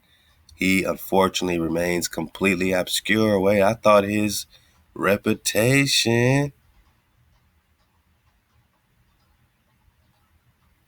hints at a foundation. I thought he had a reputation, my nigga, but he is completely obscure. So they changed the city's name to Mazaka through a swerving from Mosach's name through a what? Mazaka through a swerving. The city was called through a swerving. That's when they started switching it all up, man. That's when they started changing it all up, my nigga. We right here, man. And the price is still going up on these hijacks because we know we on the warpath. So through a swerving, you lost all connection with your intriguing prime ancestor. Through a swerving, it seems like the genealogy just disappears. Through a swerving, Managa, we're just talking the Meshachs. Who's the Phoenician slave caste? Who's the Meshachs? What's Moscow about? What's Mosach about? What are the Magyar and what are the Magi about, Managa? Did you know it was all one thing? As these Meshachs grew in numbers, they ultimately became the terror of the entire ancient world. What? The Meshachs became the terror of the entire ancient world. You know, that's interesting. What did Josephus say about the entire world? Hey, hop to the tribe, man. We're in the book of Josephus, book 1. Let's go, chapter 6. Let's get right to it. Let's dig through these genealogies, get to the Moshakini. So this Moshakini is the Mosach we talking about. And Josephus, what they say, he tried to fit him in. He tried to squeeze this character in, right?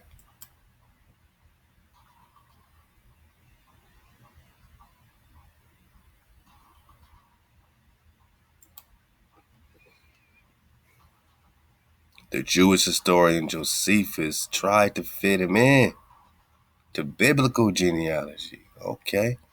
He equated him with Meshach, Mosach, Meshach. My naga, you know how big that is? Do you know how big that is? We're talking about the founder of the Cappadocians. We're talking about the intriguing primal ancestor with a name that's connected to Shem. That means they can't keep throwing him on JPEG, which means we are exposing a lie. They can't keep lying to your face about this Meshach, and they got to tell you the truth about why they went after the Byzantine Empire 1 year after the Papal Bull doomed verses 1452, 1453. No more Byzantine. Who's Mosach? Why did they change the city's name?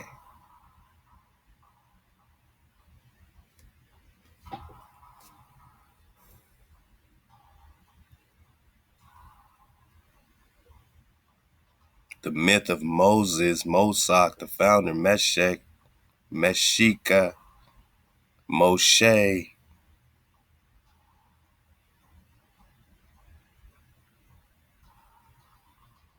was a lost memory. a fragment of an abandoned past, a casualty of the adoption of Greek mythology. Because of Greek mythology, the memory of our founding primal ancestor is no more. We don't see it clearly, we just see it through Christianity. Add in the imposition of Greek rule and the expansion of Christianity in a society defined by Greekness and Romanness and Christianity, Moses has become meaningless. Mosach, the founder, has become meaningless. What happened? What happened to Mosach? Josephus tried to fit him in. What'd he do then? He said, okay, let's talk Thobal and the Thobalites, which are now called the Iberis. And the Moshakini were founded by Moshach. This came out of nowhere. We were just talking about Thobil, Thobalites, Grecians, and Iberians. And he comes from left field, the Moshachs, the Moshakinis, founded by Moshach. So he just fit it in right there, right? Now they are the Cappadocians, right? Now he's squeezing in the Cappadocian history that we just was reading. Who's the founder of the Cappadocians, right? Mosach, the founder, has become meaningless. Mosach, the founder of the Cappadocians. Meshech, huh?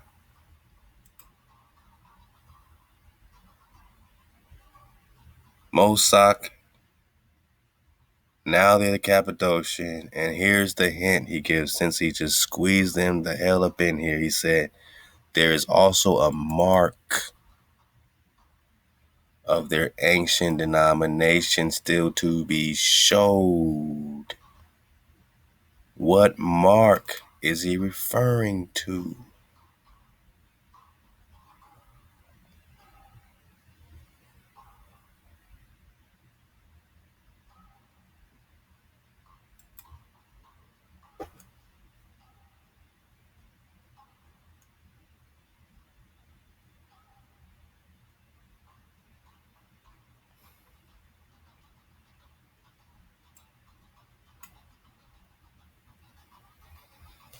Now,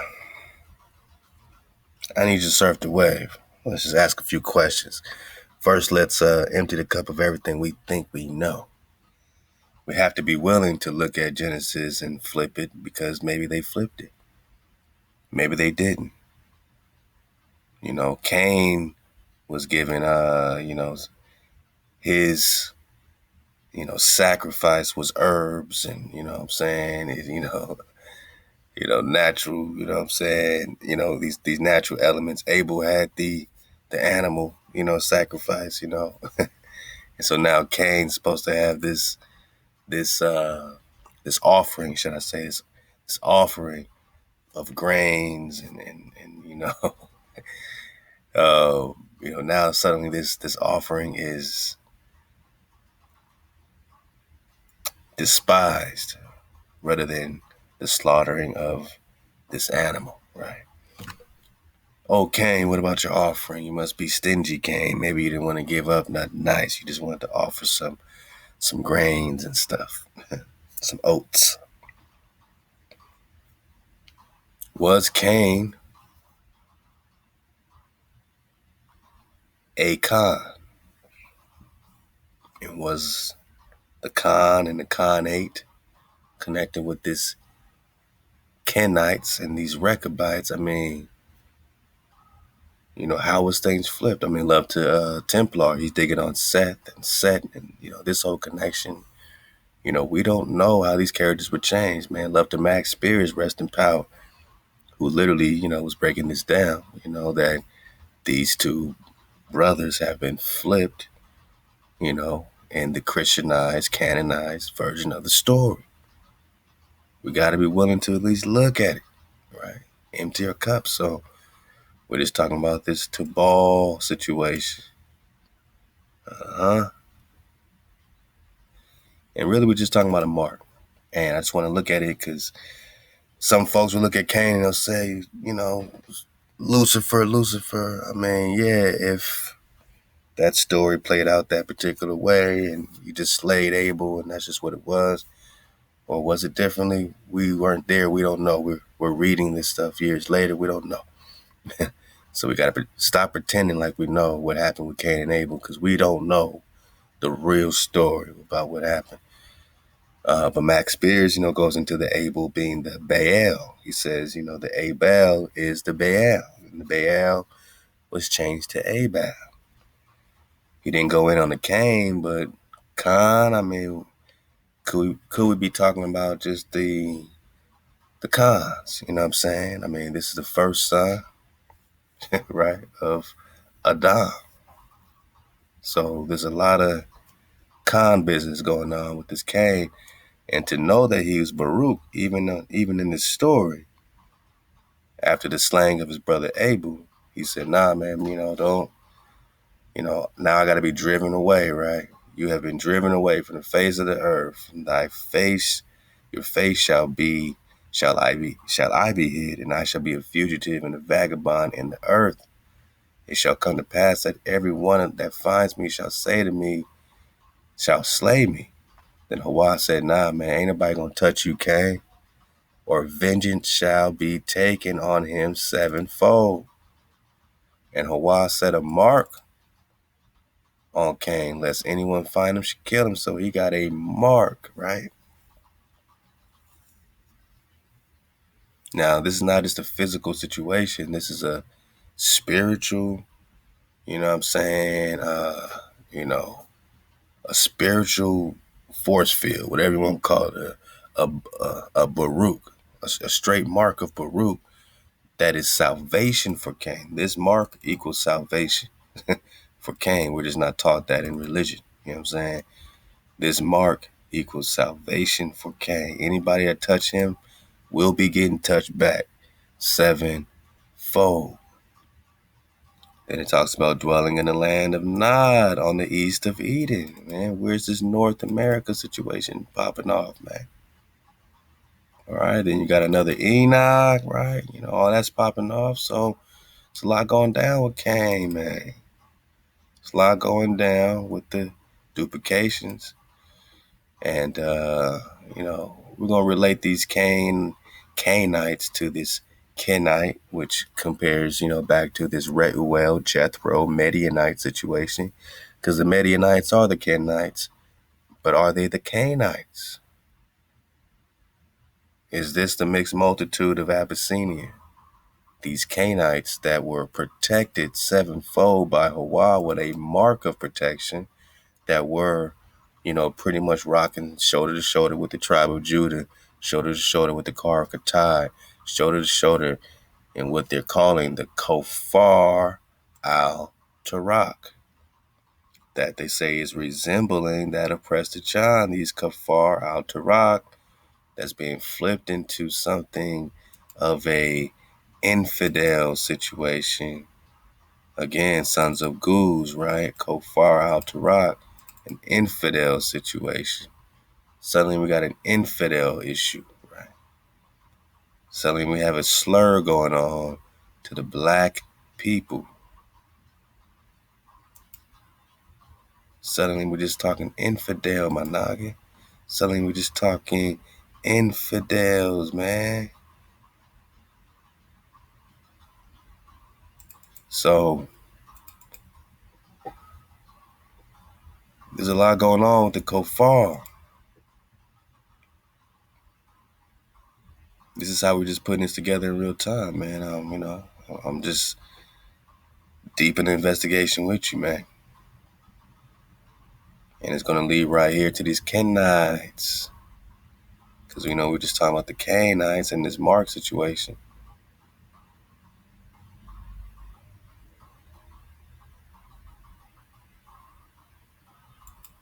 Oh, what did Josephus say?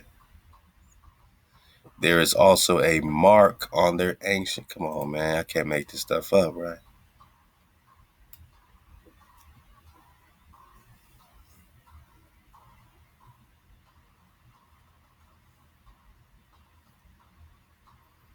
There's a mark on their ancient denomination, still to be shown. So you know how you got like the first Noah and you got the second Noah, or excuse me, the first Adam, the second Adam. And the selling of Joseph talks about it in the 1700s. Samuel Sewall is the author. Selling of Joseph talks about the first Adam and the second Adam. So the first Adam would be Adam, and the second Adam would be Noah, because he's repopulating the earth, right? And now you got Shem popping up.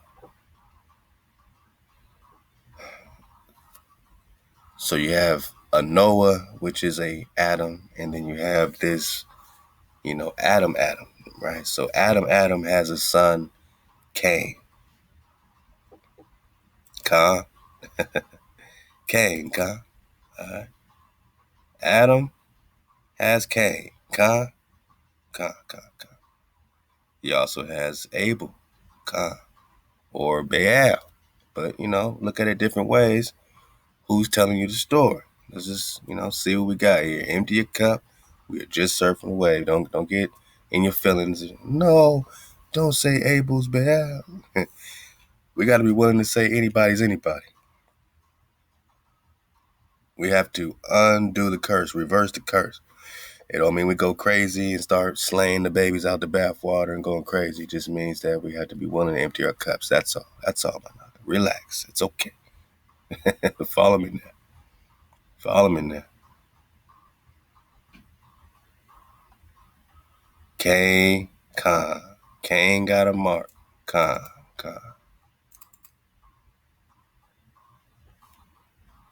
Adam has Cain. The second Adam, Noah, has Shem.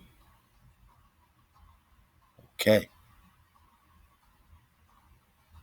Adam has how many sons? 3 sons. See where this is going? Adam has Abel, Cain, Seth, eventually, right? Noah got Ham, Shem, Japheth. I don't know, man. So when we're talking about a Moshe popping up in different areas, you know what I'm saying? A Khan or a Cain or the Kenites. I mean, look in the Ken dynasty. Look in the Ken dynasty. All right, the Kens were also at war with Genghis Khan. I mean, look, we're just talking about the people in hell, right? They want to put us in hell. But just look at the Kens. We talk about the Ken dynasty.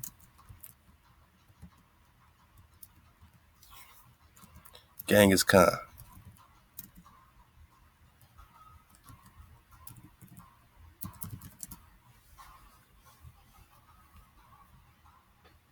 Who are the Kens? Oh, come on, man. Come on, man. I know you don't want this, man. You're going to get this work, though. You're going to get this work. Nah, man, I want the Kens. Not the Gens, but the Gens play. The Gens play.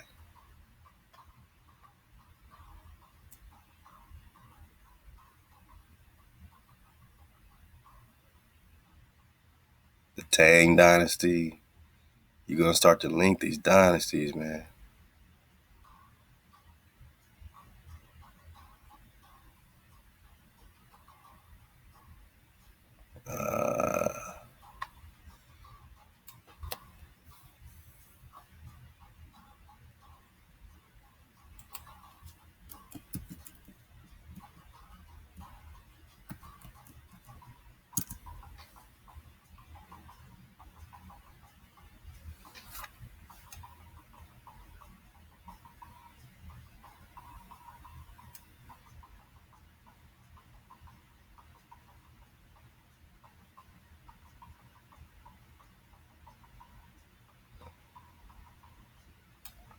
Yeah, they keep trying to slide me over to these Gens, man.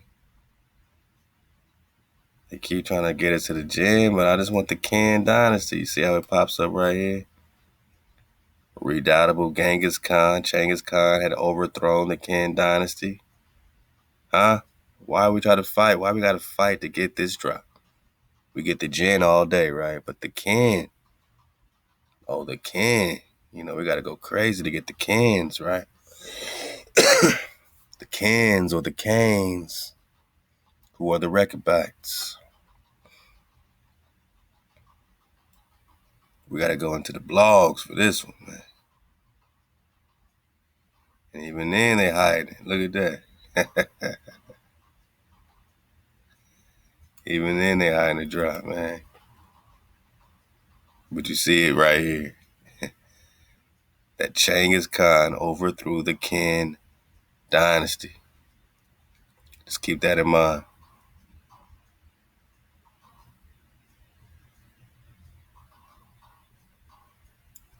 Taking of the Kin dynasty's capital. We're just talking Genghis Khan.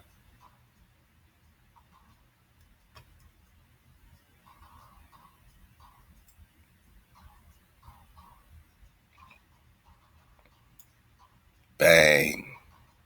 The Jurchen. So I kept seeing the Jurchen, but the Jurchen is the Kin. The Jurchen is the Kin that's being overthrown. Now the Kin is the same as the Chin. All right? And the Chin, because we don't say CHs, they just trying to confuse us with the CH. So when you see the CH or the C, you could change it to a K, just like Khan could be CAN, KAN, KH, you know what I mean? CH. But in the CH, they say China. Where's China, my knock? Where they say China is. Oh, we're just talking about North America, right? La China. So we're just talking about the Kin. We're just talking about the Kin or the China. But the Kin is the Chin. Chin, Gurchin is the Kin. Look at the dates. Prester John letter is written 1165, man. That's right in the middle of this Kin-Chin situation. So how do the Kinites play? How does Retuel and the Midianites play with Moshe? I guess it plays both ways.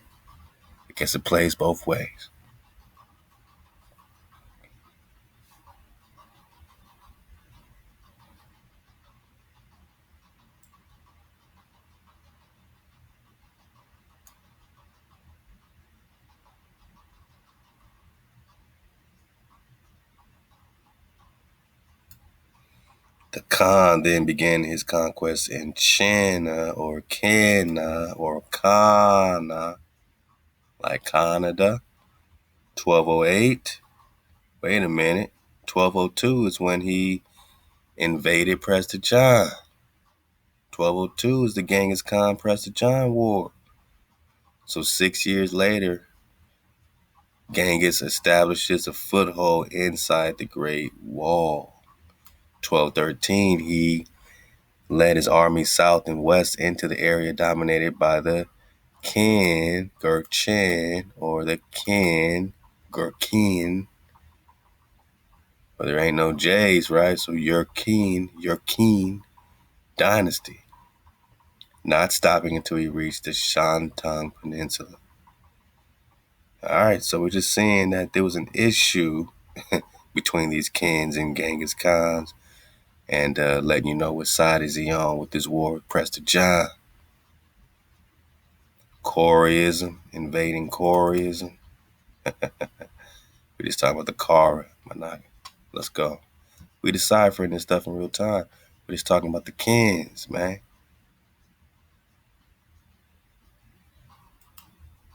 So all this stuff is connected in real time when we talk about this mark on their ancient denomination still to be showed, which has got to do with the Kin or Cain and the mark.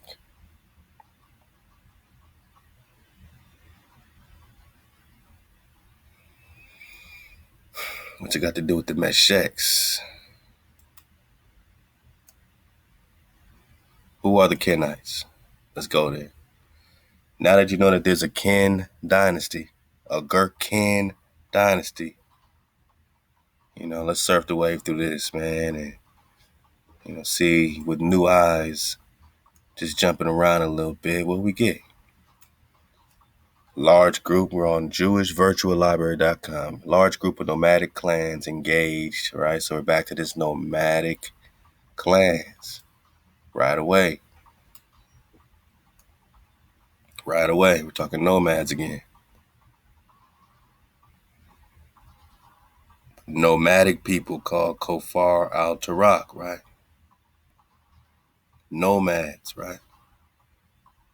Nomadic people called the Kofar-al-Turak.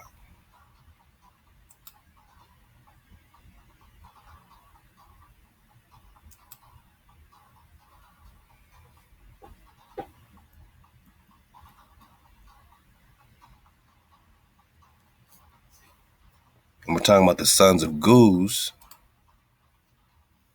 or the infidels. Goose, Kofar-al-Turak, right? And just on that Goose, man, I mean, what does Goose have to do with the goes on?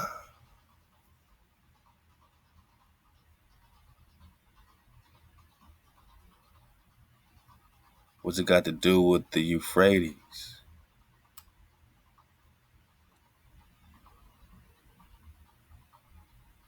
And what does the Euphrates have to do with America?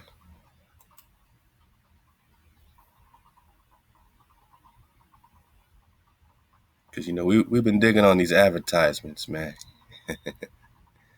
In the 1700s, man. This is the Van Halen PDF. Digging on these ancient advertisements. This particular one found in America. And this is an advertisement to their European counterparts to come and visit America. Don't be afraid. Come on over here at 1700, right? Circa 1700. They're finding these tapirs grazing around. They say, look at these beautiful tapirs. This is mystical land. Come on down. Then what does it say? Lover of animals, to come and see this rarity, which many writers say does not exist anywhere in the world. It has been captured with great difficulty and cost in the river Euphrates in America, mana. Oh, but this is probably an error. Probably not. The Euphrates is far away, man. He must be tripping, man. It's probably an error. Is it play? So they catching these images near the Euphrates River in America. In America, man. Of this rare animal.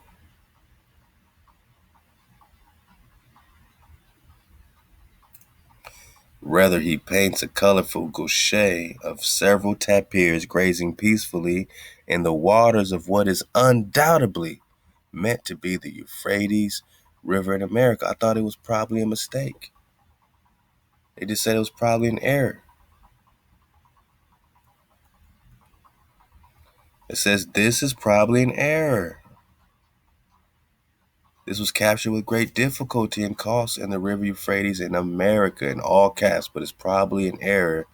But on the next page, come on, man. This is undoubtedly meant to be the Euphrates River. So it's no error. It's undoubtedly the Euphrates River in America. Euphrates. Got you. Goes on. A tributary of the Euphrates. Guzan. Guzana. What's the other ways of saying it? Guzana. Guzana. Goes on.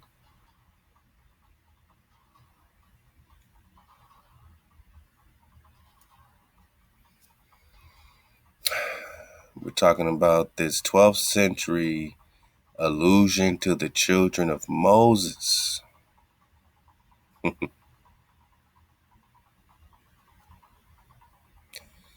The children of Moses are the children of the priest king Manach, who got the water. All I can say is it appears that in this investigation, it's bridging this timeline situation between Moses and David. Under this title, Priest King Prester John, you have suddenly a lens into what could be two variations of the same man or energy attributed to different places in the story and different attributes. You know what I'm saying? You got Moses, who's more of a priest, and you got David, who's the anointed king.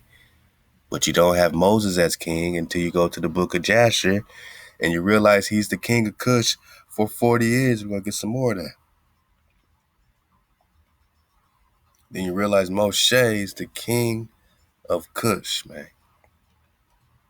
I mean, let's just get this piece right here. You know, you don't want to hear from me. You want to hear from me, man. King of Kush. You got to factor it in. Then you tie in the Hindu, Ethiopian, connection, man. Come on, man. Hijack City. I don't want to do that. I just want to do this. I just want to do this. Just listen to the first couple of minutes, man.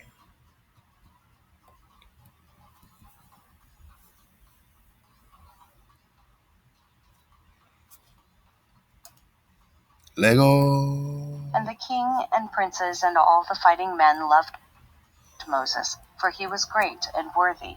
His stature was like a noble lion, his face was like the sun, and his strength was like that of a lion, and he was counselor to the king. And at the end of 9 years Kikianus was seized with a mortal disease, and his illness prevailed. So Moses was counselor to the king of Kush. This is after he left Egypt. Let's go. Over him, and he died on the 7th day. Oh, come on, man. So his servants embalmed him and carried him and buried him opposite the city gate to the north of the land of Egypt. And they built over him an elegant, strong, and high building, and they placed great stones below. And the king's scribes engraved upon those stones all the might of their king Kikianus, and all his battles which he had fought. Behold, they are written there at this day. Now after the death of Kikianus, king of Kush, it grieved his men and troops greatly on account of the war. So they said one to the other, Give us counsel, what are we to do at this time, as we have resided in the wilderness 9 years away from our homes? If we say we will fight against the city, many of us will fall wounded or killed, and if we remain here in the siege, we shall also die. For now all the kings of Aram and of the children of the east will hear that our king is dead, and they will attack us suddenly in a hostile manner, and they will fight against us and leave no remnant of us. Now therefore let us go and make a king over us, and let us remain in the siege until the city is delivered up to us. And they wished to choose on that day a man for king from the army of Kikianus, and they found no object of their choice like Moses to reign over them. And they hastened and stripped off each man his garments and cast them upon the ground, and they made a great heap and placed Moses. Now, right quick, think about the typologies. Love to yourself. They wanted a king, right? Same thing with Israel and the David story, right? They wanted a king. Here comes Saul, and then here comes the David flow. He's coming in saving the day, right? You see this depiction of these Cushites carrying what looks like some type of Ark of the Covenant scenario, man, right? We're just talking Moses. And if he was the king of Kush for 40 years, I mean, he got all the drop when it comes to the Egyptians and Kush. Where's Kush? Say it with me, man. Say it with me, my Nagi. Come on, man. You can get into this, man. Say it with me, my Nagi. Hyboria. Reality simulation, man. We're just talking reality simulation. Yeah, this is that Pangea flow, right? But it ain't got nothing in Africa that you've ever heard of. Just Vindia.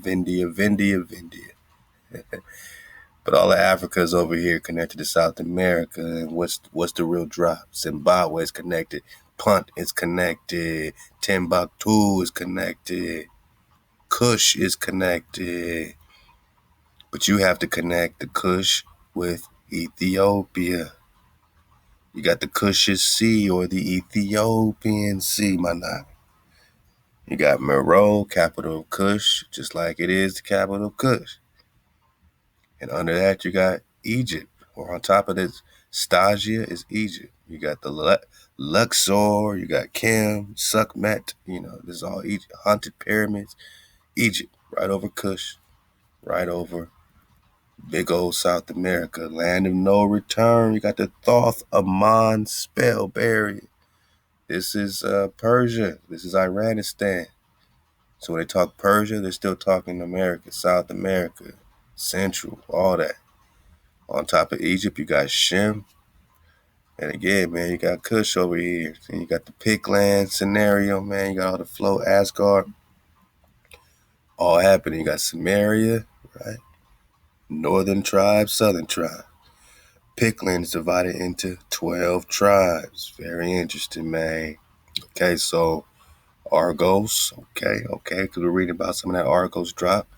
Okay, so we're just talking Kush.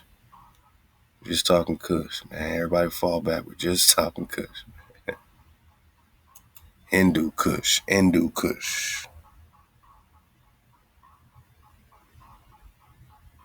King of Kush. We got to factor this in. According to the book of Jasher, he was 18 when he left Egypt, and then he became the king of Kush for 40 years. So, add that to the 18. He was a counselor to the king for a minute. You know what I mean? That's just call it 20 years plus 40. That's 60 years. Then he's thrown into the dungeon by Retuel or Jethro, Zipporah's pops, for 10 years. He leaves him for dead. Zipporah's been feeding him. He survives. He gets out the dungeon after 10 years. She holds him down. She says, ain't nobody checking for Moshe. All these pop-up jam-ups, man. Goodness gracious. Ain't nobody checking for Moshe. Ain't nobody checking for the Hebrew man. The Hindu. The Hindu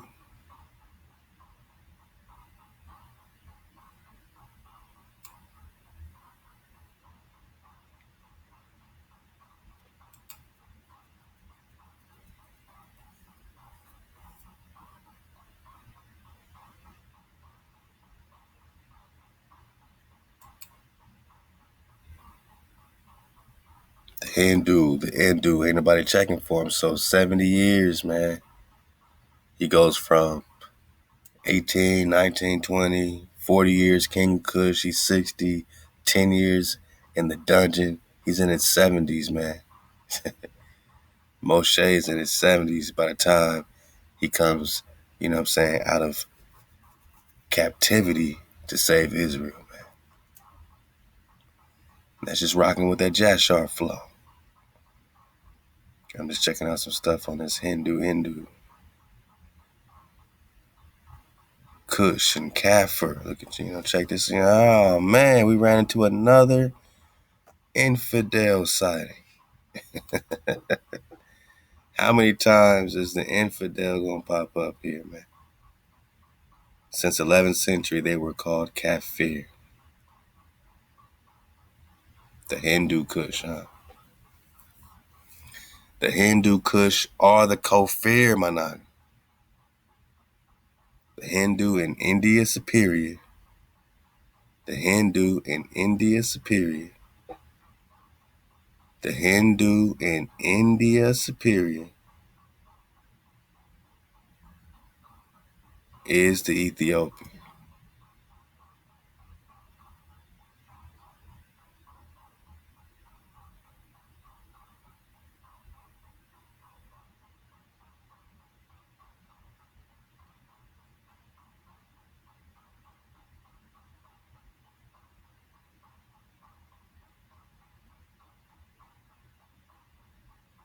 is the Kinite.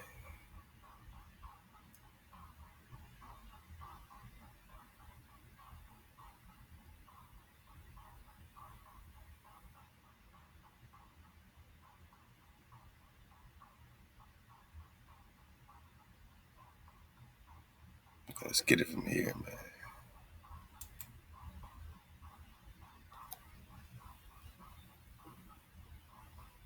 So is this goose connected with this Gozan Euphrates flow?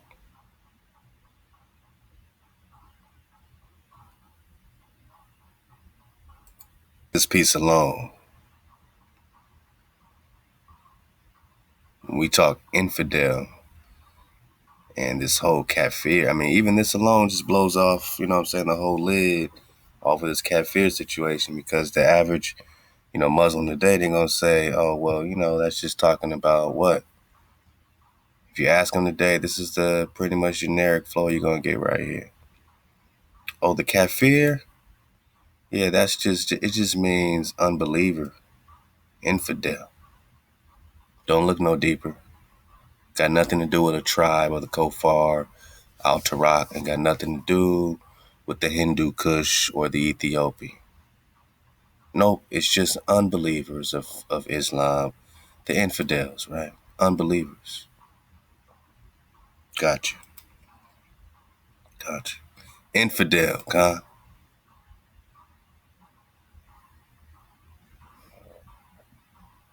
The same.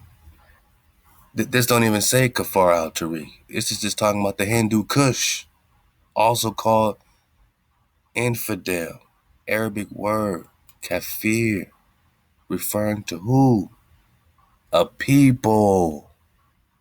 So don't tell us, oh, this ain't referring to this racial term talking about black people. It's just coming out of nowhere. It's talking about a specific group of Negroes. But it's being covered up. This kafir is referring to the Hindu Kush, led to reconsideration of these groups' names and classification in recent times, the geographic separation of these groups, which once inhabited a much larger area of Hindu Kush. Oh, we get it, man. We get it, man. Hyborian, man. We get it. Kush.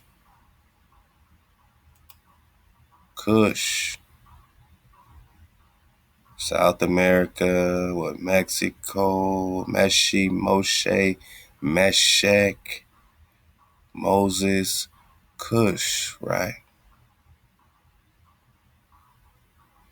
Hindu Kush, Kush in America.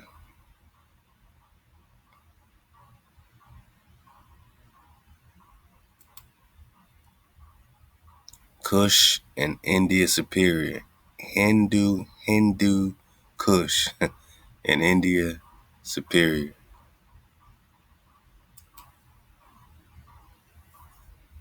What do the Hindu Kush have to do with the Kenites and the Rechabites, the nomads and the Kofar-al-Turak?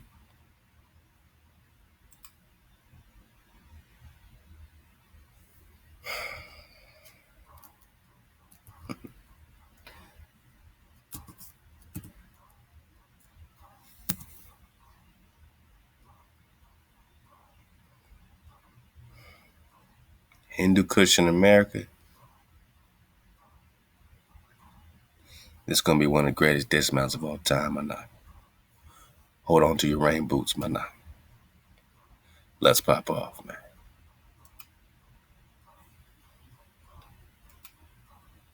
Trey Wakanda, what it do? Always dropping that drop. Always dropping that drop. Let's go, man. Let's go, man. Let's go, man. Ooh, it's Prester John. Etha, go pack. Get it while it's hot. Get your Prester John flow. Get all these links. Get all this flow. We just talking Prester John, man.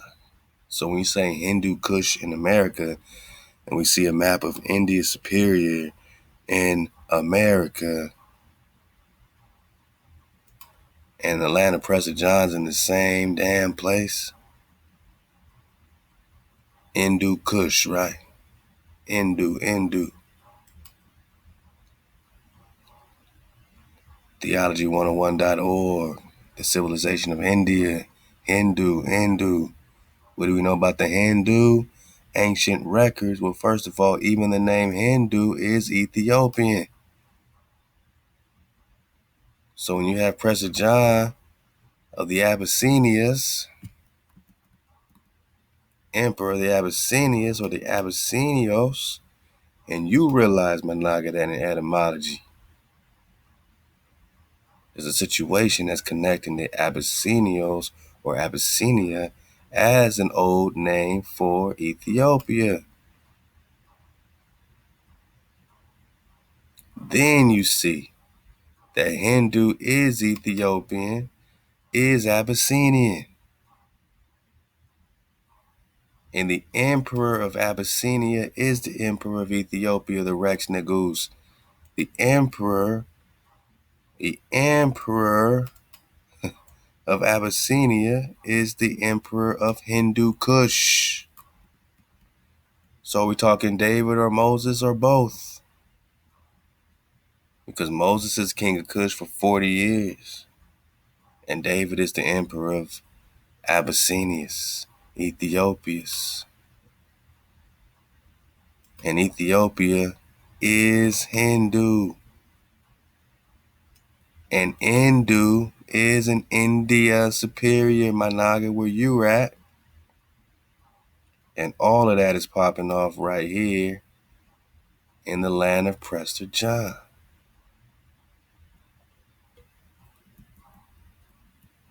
Found in the British Museum 1530, by the way. Prester John. I guess the question really is, as we make our dismount, we might as well start to ask these hard questions. No, I'm not going to ask did a black man discover the fountain of youth. I think we're seeing clearly on that.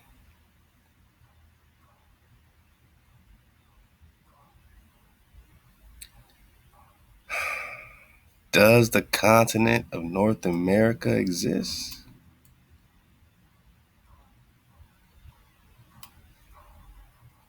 Or could it be part of Asia?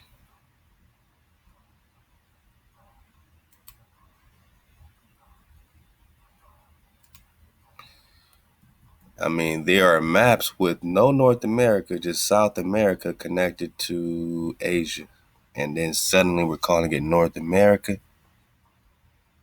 Does North America exist? I mean, look at all this evidence. The Orontius map 1531. So this one's 1530. We say that's North America, kind of, but it looks like Asia. Yeah, that's South America, Brazil, Peru, connected to Asia. Right. 1530, right? South America connects directly to Asia. There's no North America, but there's Florida. So we know we're talking about the same spot. Looks like the Ganges over here, man. Uh-oh, where's Eden, man? Again, South America connected to Asia. South America connected to Grand Tartary. Asia, where's North America? Only in your head bone, Managa. Only in your head bone. South America, Asia. India superior. South America, right? South America, right? India superior, right? Managa, it's a simple question. Does North America even exist, or is it just in our head bone? And when they keep talking about Asia or the Hindu Ethiopian,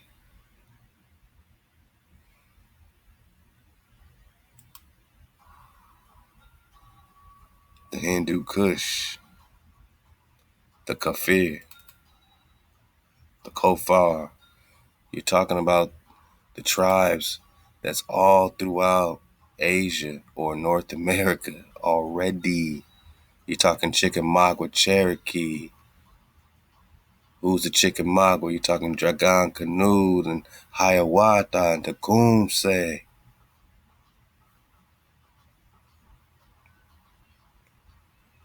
They just found us in Asia, man.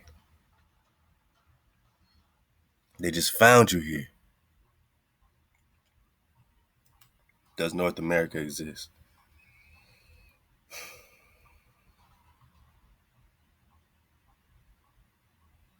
Where's North America? Where's Moab? Oh, man. It's all happening. It's all happening. It's all happening.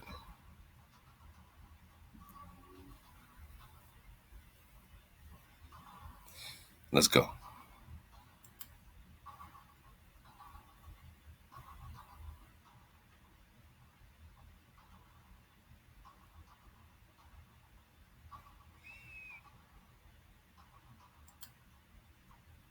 Kafir are the Hindu Kush. The Hindu Kush are the Ethiopians. Ethiopian's a vague term for dark-skinned people, right? So we're just saying you already are in this area of dark-skinned people, the superior area of darkies, okay?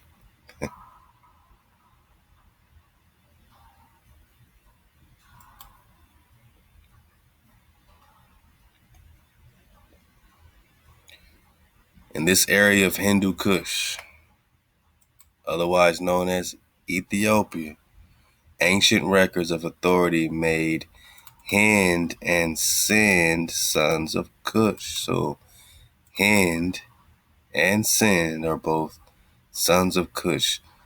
The Nd are the wisest of mankind. Ethiopians are a colony of them. Oh, I'm Ethiopian. Right. So you're a colony of the Nd. And the Nd are being found in India superior. And I'm asking you, are we just talking Asia?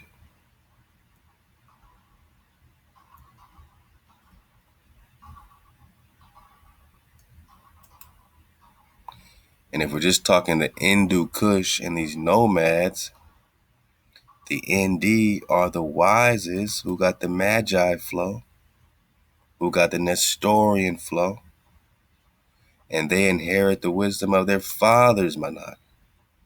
The separation of India from the parent Kushite stock was in ages long before the rise of the so-called Aryans.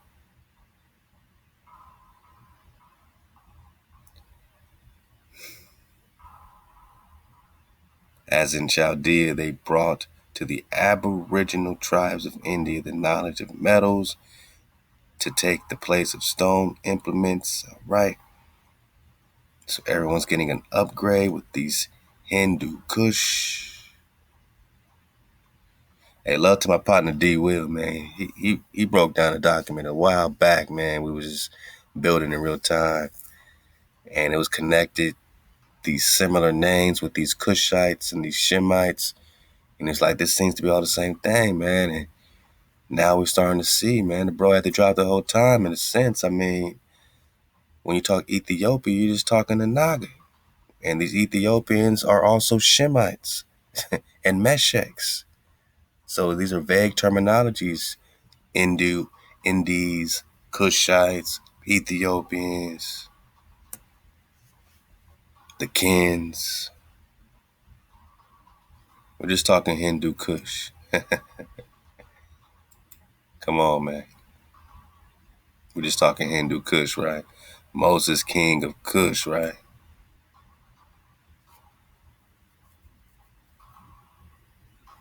Moses thereon. And they rose up and blew with trumpets and called out before him, and said, May the king live! May the king live! And all the people and nobles swore unto him to give him for a wife Adoniah the queen, the Cushite wife of Kikianus, and they made Moses king over them on that day. And all the people of Cush issued a proclamation on that day, saying, Every man must give something to Moses of what is in his possession. And they spread out a sheet upon the heap, and every man cast into it something of what he had, one a gold earring, and the other a coin, also of Jam up Joneses. onyx stones, bdellium, pearls, and marble. All right, y'all get it. So Moses is being crowned king of Kush. Hyborian, where's Kush? All right. We see clearly. We seeing clearly. Moses being crowned king of Kush.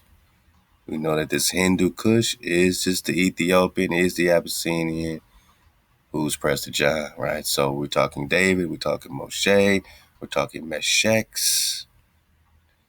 Man, if you're talking Meshech,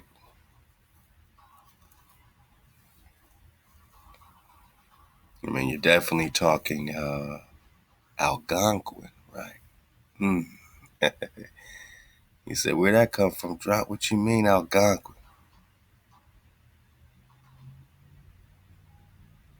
Well, it says here, the researcher Graham Hancock, that the Meshex, they go Caucasus, Iberians, and all that. Then they go Algonquins.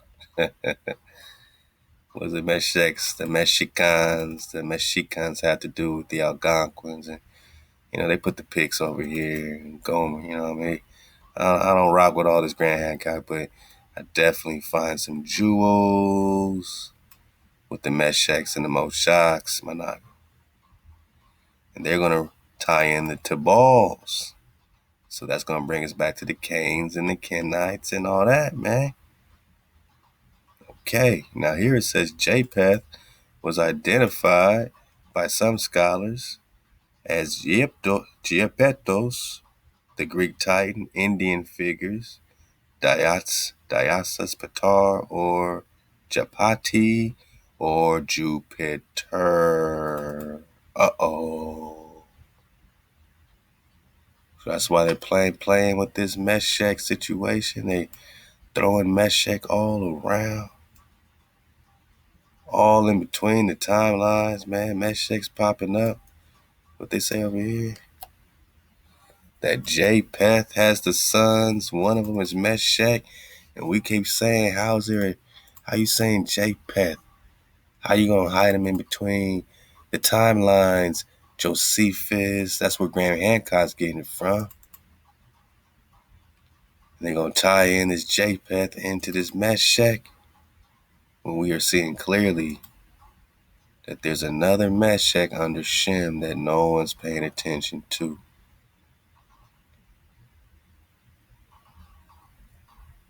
Which goes right back into the Rechabites and the Kenites. And just to breeze through, some great drop. Go get the Prester John series where we just went the whole series on the Rechabites, man. I mean, yeah, I think it's in our 30s, or you go look it up. It's going to say Rechabites, Kenites. So Rechabite, member of a conservative ascetic Israelite sect. Okay. Named after Rechab, father of Jehonadab. Jehonadab was an ally of Jehu, 9th century BC king of Israel, zealous antagonist against the worshippers of Baal. So they were hijack free against the Baals. A Canaanite fertility deity. Got you. Rechabites apparently were related to the Kenites. We just got that the Kenites, or the Ken dynasty, Genghis Khan is overthrowing them, right? He's overthrowing Prester John's people. He's overthrowing David. He's overthrowing the Rechabites. He's overthrowing the Kenites. What about these Kenites? What about the Rechabites, man? Since we know that the Rechabites are the Kenites,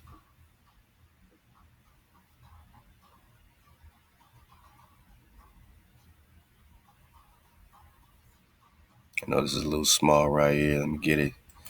Let me get it from here, man. So you got Rechab, otherwise known as the Kenites, again, descendants of Hobab or Jethro, the father-in-law of Moshe. Then it takes us to Jeremiah 35, recorded that the prophet took some Rechabites into the temple. Jeremiah had to sit down with these Kenites, offered them some wine. They declined because according to their oath, you know what I'm saying, and their particular, father, they made a deal that they would never have no wine. So they can't ever have no wine, right? So they're supposed to, keep themselves, above reproach, right? So commanded them not to drink wine or other strong drink or live in houses or sow seeds. So they have to be nomadic because they were ordered not to live in houses. Why? Because, hey, Hawa is their portion. Hawa is their portion, like with the Levites. Jeremy used this fidelity of the Rechabites, or Jeremiah used the fidelity of the Rechabites to their principles as an object lesson in his exhortations to his contemporaries. So they are, living out of these tents. They are nomadic, like the who? The Kofar-al-Turak. They're nomadic. Let's keep going. Who are the Kenites, my lord?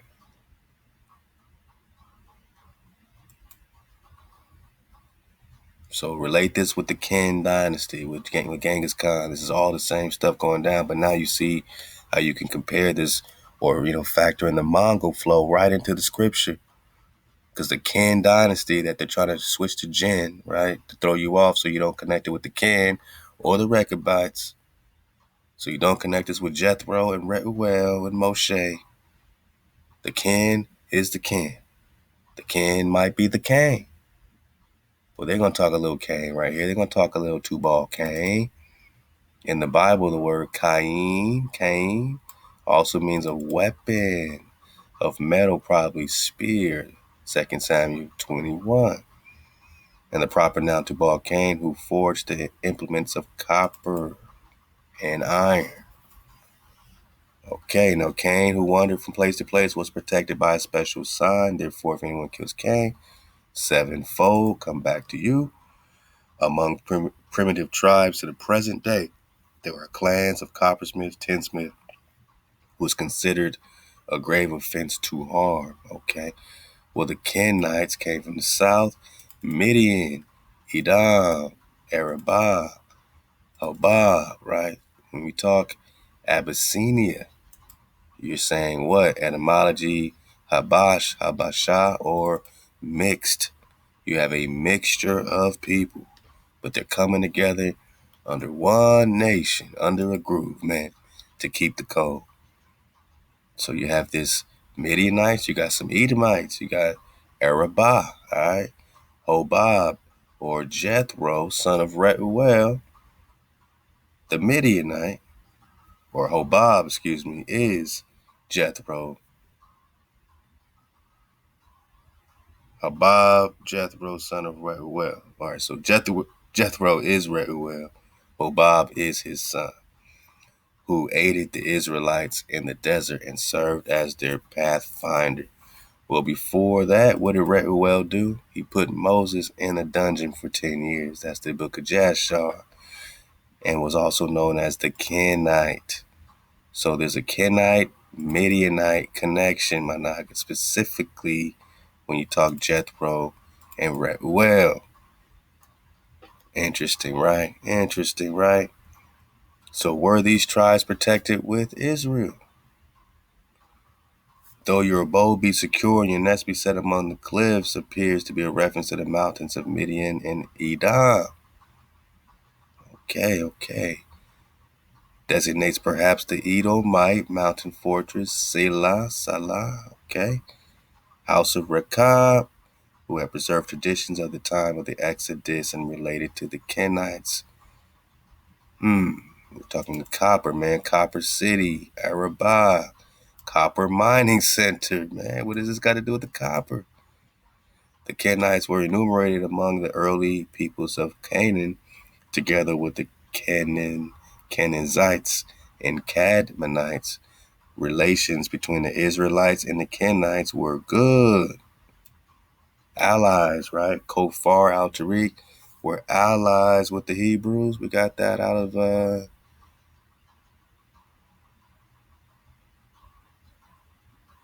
we got so many sources of man, it's crazy.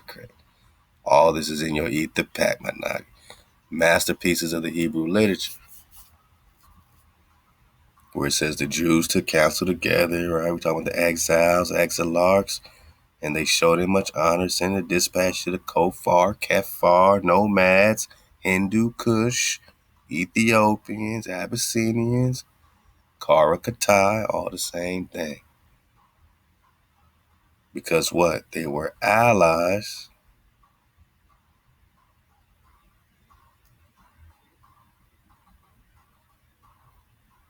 Oh, yeah. Oh, there we go. The Kofar-al-Turak, they're allies, right? So, okay.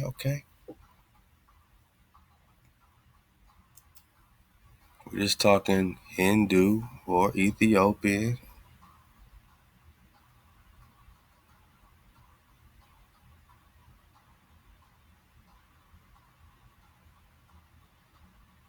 Rechabites and Kenites.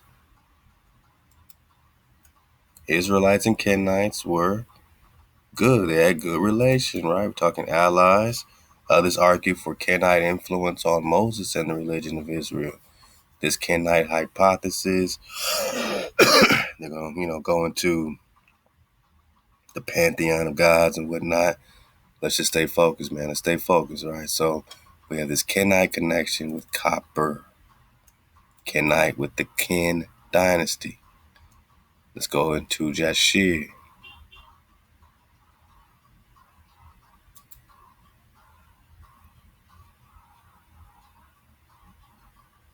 You might have to get it from like chapter 76. Just to point out this Kinite connection when Moses grabs the staff.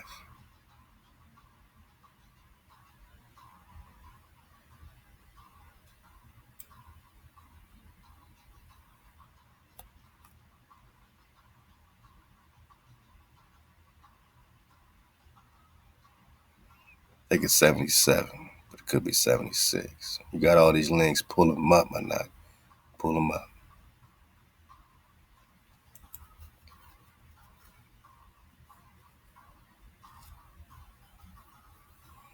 So Moses finally gets out of the dungeon.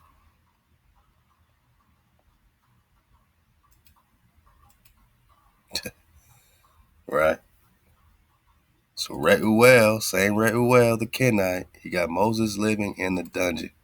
10 years in the dungeon. No one's checking on Managa. He gets out, goes into the garden of Jethro, right? Reuel. Behold, he sees the sapphire staff, right? The stick, the sapphire staff. He pulls it out just like Camelot, right? Just like the, Arthur pulling out the Excalibur. He pulls out this staff. The name of Hawa is written on it.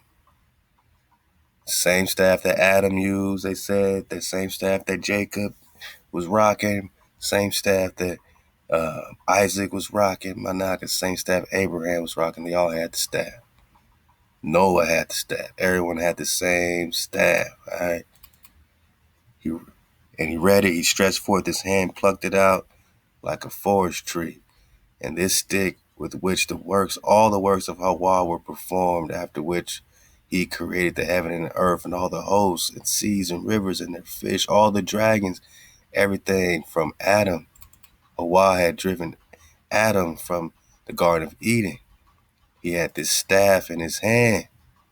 Went down to Noah. Then he gave it to Shem. Then Abraham. Then Jacob had that joint.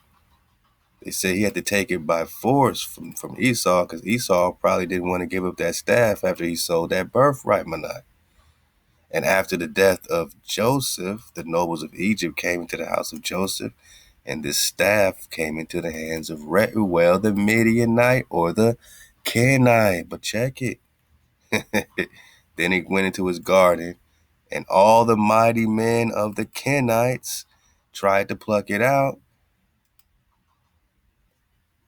Managa, the Kenites, the Ken dynasty, right?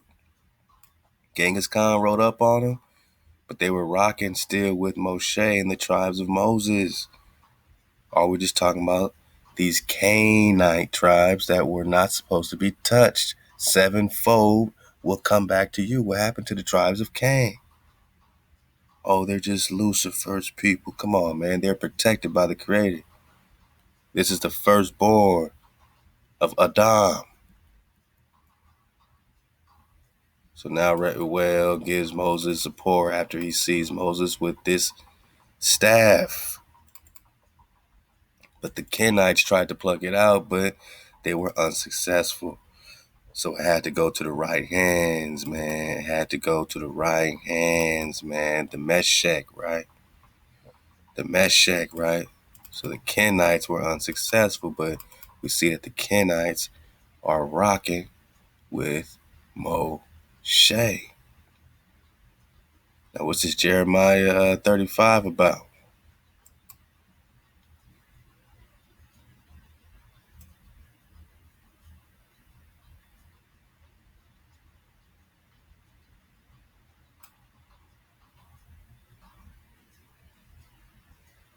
Oh, yeah, right quick. You got Ken, right? And then back to China. So now we're calling this thing China. That is just Cana or Kana or Cana. But you can go China, then you can go Sin, or you can go Chin, Makin. All this stuff is connected, man. These chins and these kins. Now, what's up with this Jeremiah 35, my knock? I mean, the Kenites or the Rechabites are having this encounter with Jeremiah.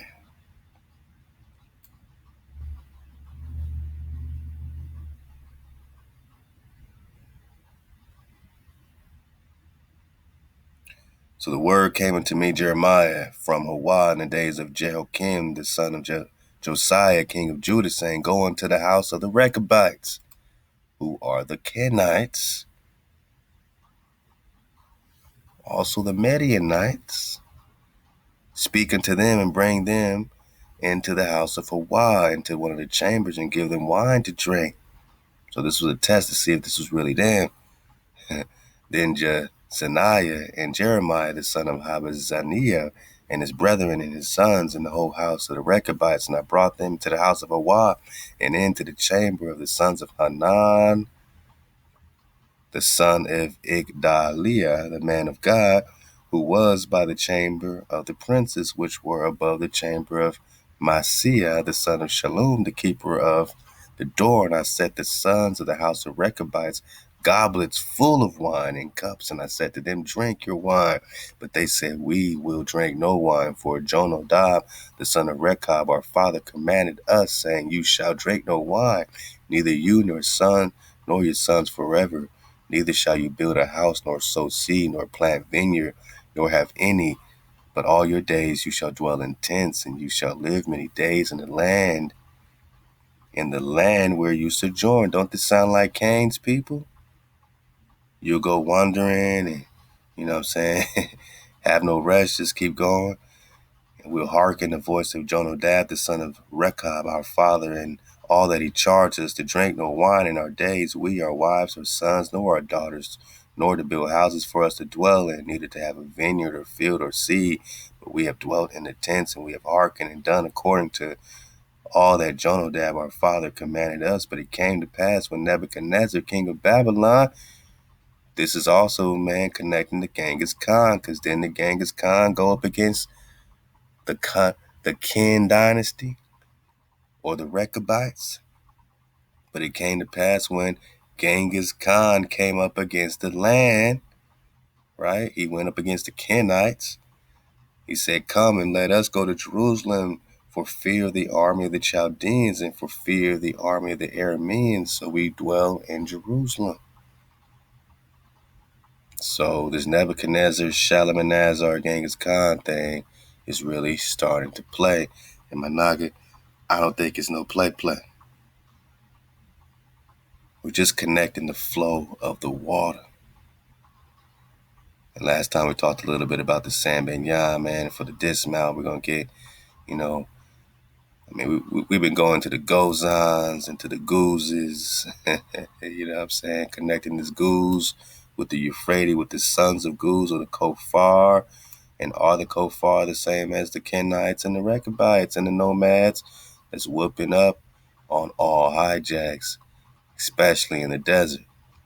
Especially in the desert. And I'll leave you with this document here, man. This is a, you know what I'm saying? This is one of them off-brand Sambanyan docs, man. It's one of them off-brand drops, man. I hope they didn't take the link down already, man. Come on, man. Not already, man. Not already, man. All right, cool. I think we're good. We just had to reload. It's going to be the best dismount of all time, I know. The greatest dismount of all time, I know. Toward the source of the Sambanyan Shabbat discourse and the origins of the Sabbatical River. We'll get this, we'll get a piece of Parsifal, and next time we'll pick right back up into Toro, Parsifal, that whole Prester flow right there. But, just belly flopping in this Sambanyan drop, man. I mean, we're talking about a river, right, that Prester John is connected to the tribes across the river 6 days each week. According to the legend, the river runs so powerfully that neither these tribes nor their seekers can cross it on the Sabbath. Either natural wonders, some say fire pops off, some type of restriction prevents them from doing so. Thus, whether showcasing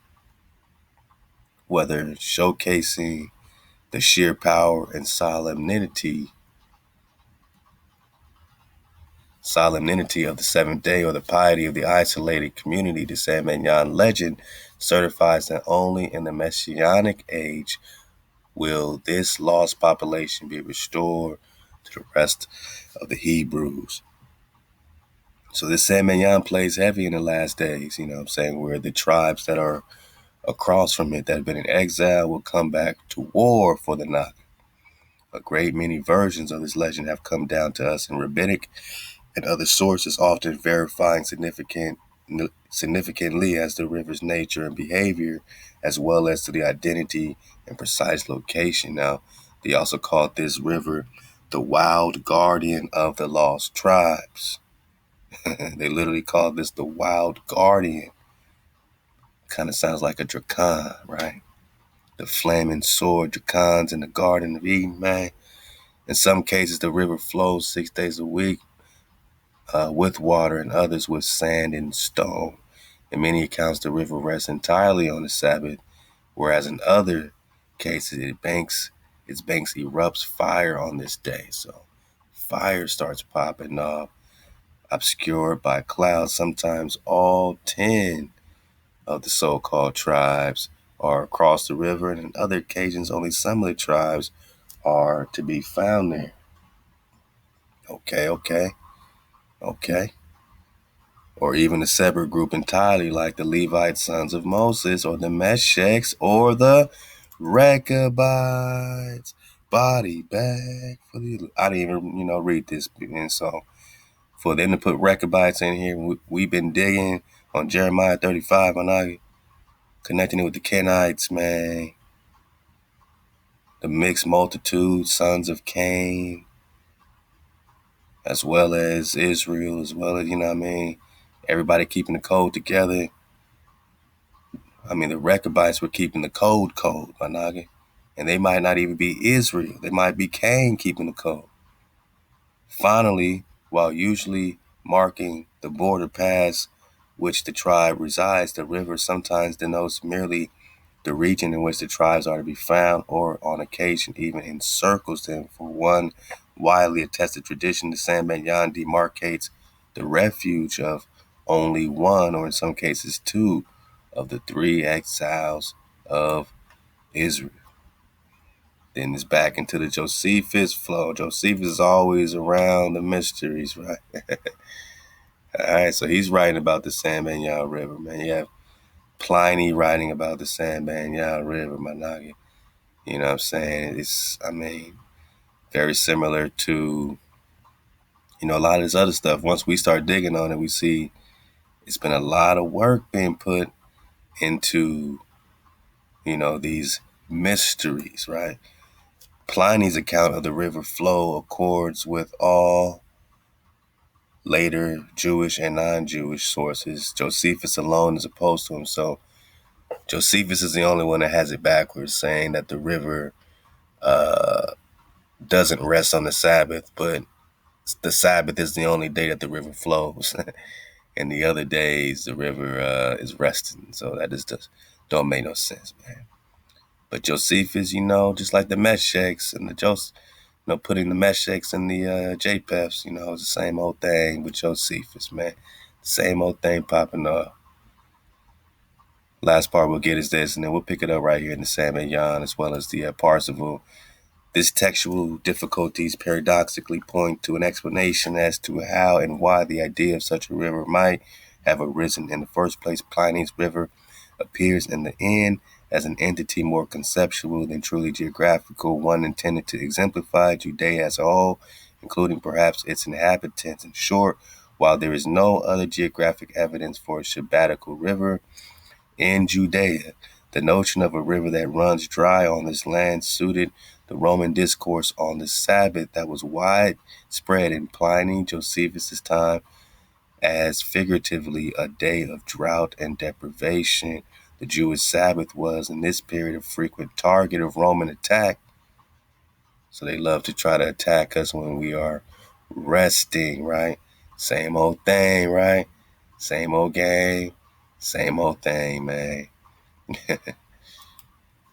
Man, we got so many links, man. It's going to be hard to stop at Prester John 60, man, but I'll do my best to pack this into 2 or 3 hours. You know what I'm saying? And again, man, this investigation is one that's going to continue and just keep it flowing. You know what I'm saying? Another great drop, breaking down the Ethiopian and Kush. Let's get it bigger. This Ethiopian Kush connection, the Indian connection. So you're talking Indus, you're talking Indian, you're talking Hindu, we're talking Ethiopian, man. Another great link, digging on these knights, you know what I'm saying? Black Knight, Green Knight. This is from Camelot4colors.com. And you already know when you deal with Prester John, you're dealing with author, the authorian studies. We got this many times before as well. And yeah, man, you got Avalon, right? This final battle popping off. Genghis Khan, Prester John. Marvel Comics appears to have as many as 3 Arthurian Avalons in this fictional universe. The extra-dimensional realm, or the worlds beyond the pole of Prester John and Amergin, first encountered by Fantastic Four, later by the Black Knight. And then they start to connect this all with the Holy Grail, and we, have mentioned that connection with Prester John and the Holy Grail before. Excalibur Swords, Fisher Kings is a title given to the keeper of the Holy Grail. So, this Fisher King business, this whole Arthurian Magi situation, all of it has everything to do with Prester John. We got that out of Prester John, the legend and the sources. Love to Aqua Top Battle, man, for giving us this great PDF. It's in the drop library. Password is still 1234 to get through the door. For real, man. When you dig on King Arthur, that's their fake genealogy, right? They have a fake genealogy that was created just to cover up the actual Davidic, Exarch, Naga, Negro, Kafar flow, that's really popping off in real time. So whether we're talking about Lancelot, you have a Lancelin. You know, in the Forbidden Histories, there's a Lancelin, there's a Lancelot, there's a Camelot, there's a Calalus. We're just talking Prester John, the legend, and its sources. I mean, don't get mad at us because all these sources pop up. Love to kick and brew. Don't get mad at us, my noggin.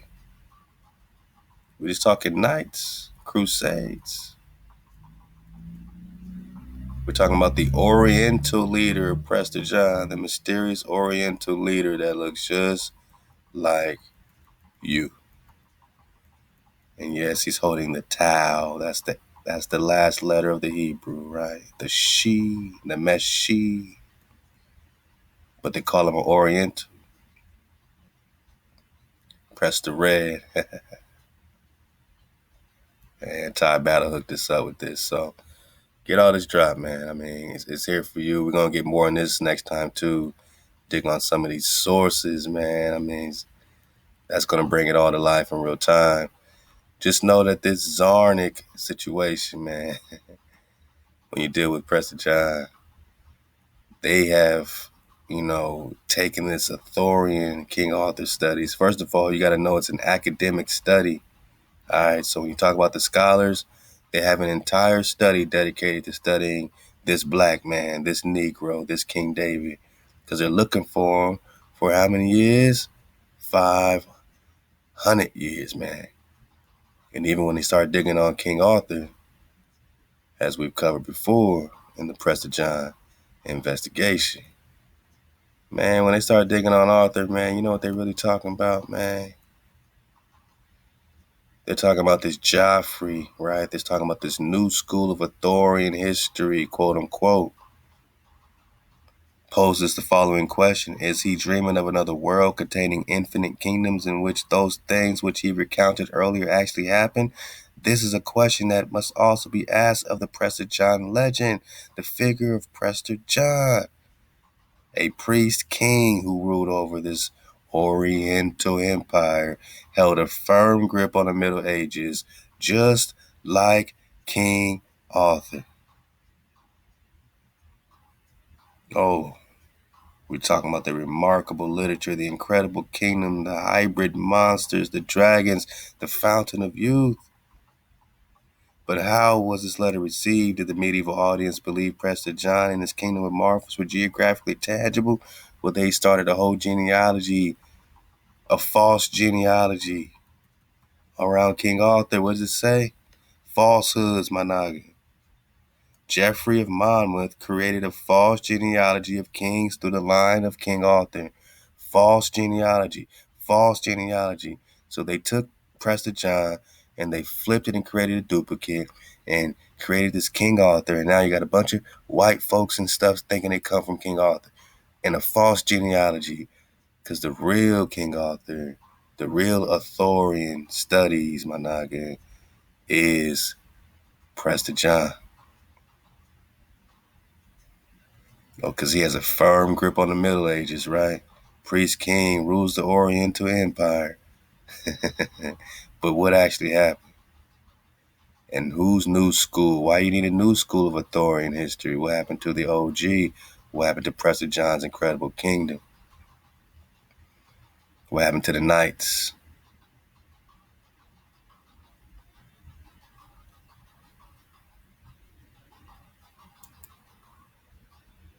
What happened to the knights, man?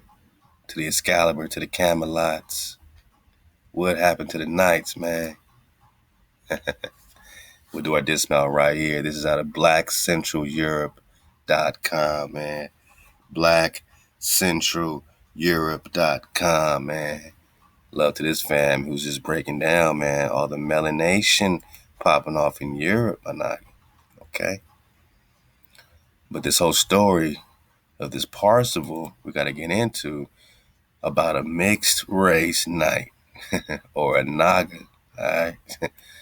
Takes Christianity to the world. So this is how they try to flip them. Early 1200s. Now check it. We're talking about the quest for the Holy Grail, Khan. This Wolfram Eschenbach, one of the greatest works. All right, so it's supposed to be some big work. One of the greatest literary works. The story centers around Parsifal joins a quest for the Holy Grail. This is this Indiana Jones flow. He and his half brothers, sons of an African queen, right? So these are Nagas. Wolfram's used to the tale to puncture the chivalric knightly ideal while also providing insensitive and witty commentary. Okay. Now check it. We're just talking Grail keepers. Parsifal, Furious, and other knights are greeted by Grail keepers as a heathen.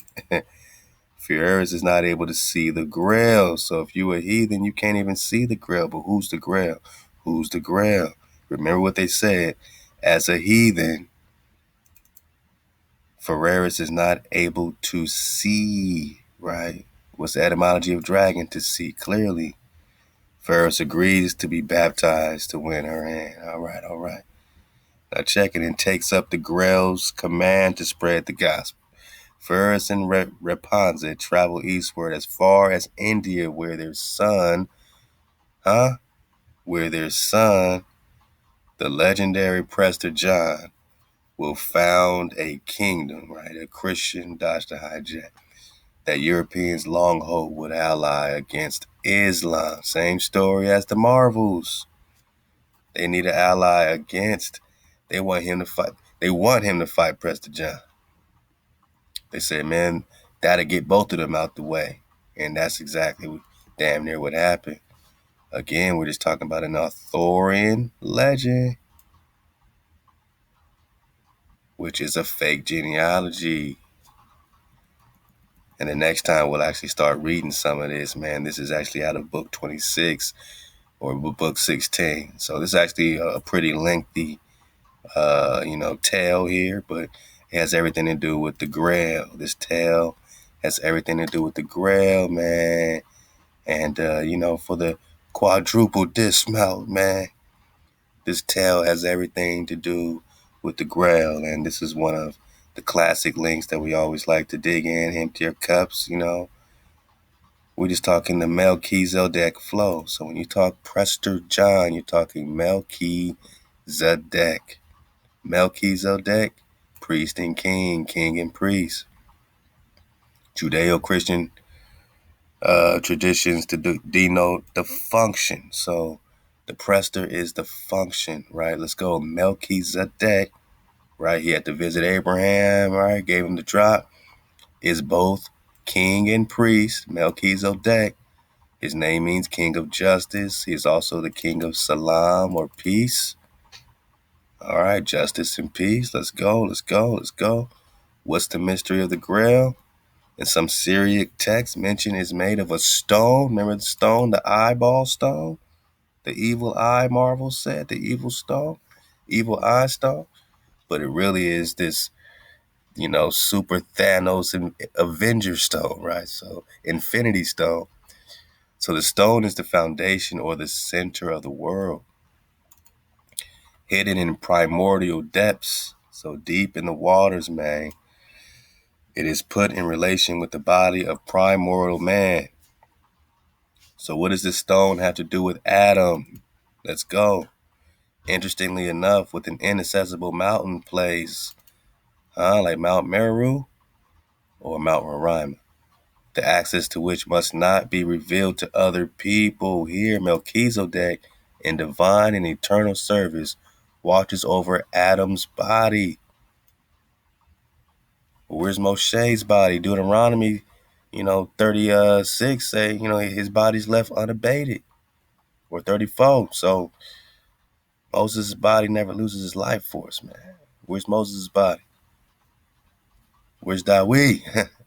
Melchizedek, we find again the representation of the supreme function. So the Prester is the supreme function, universal ruler. This ain't no Christ figure, my nigga. This is Dawid, which is simultaneously regal and priestly. We're talking about the regal Negro. And we on the warpath, man.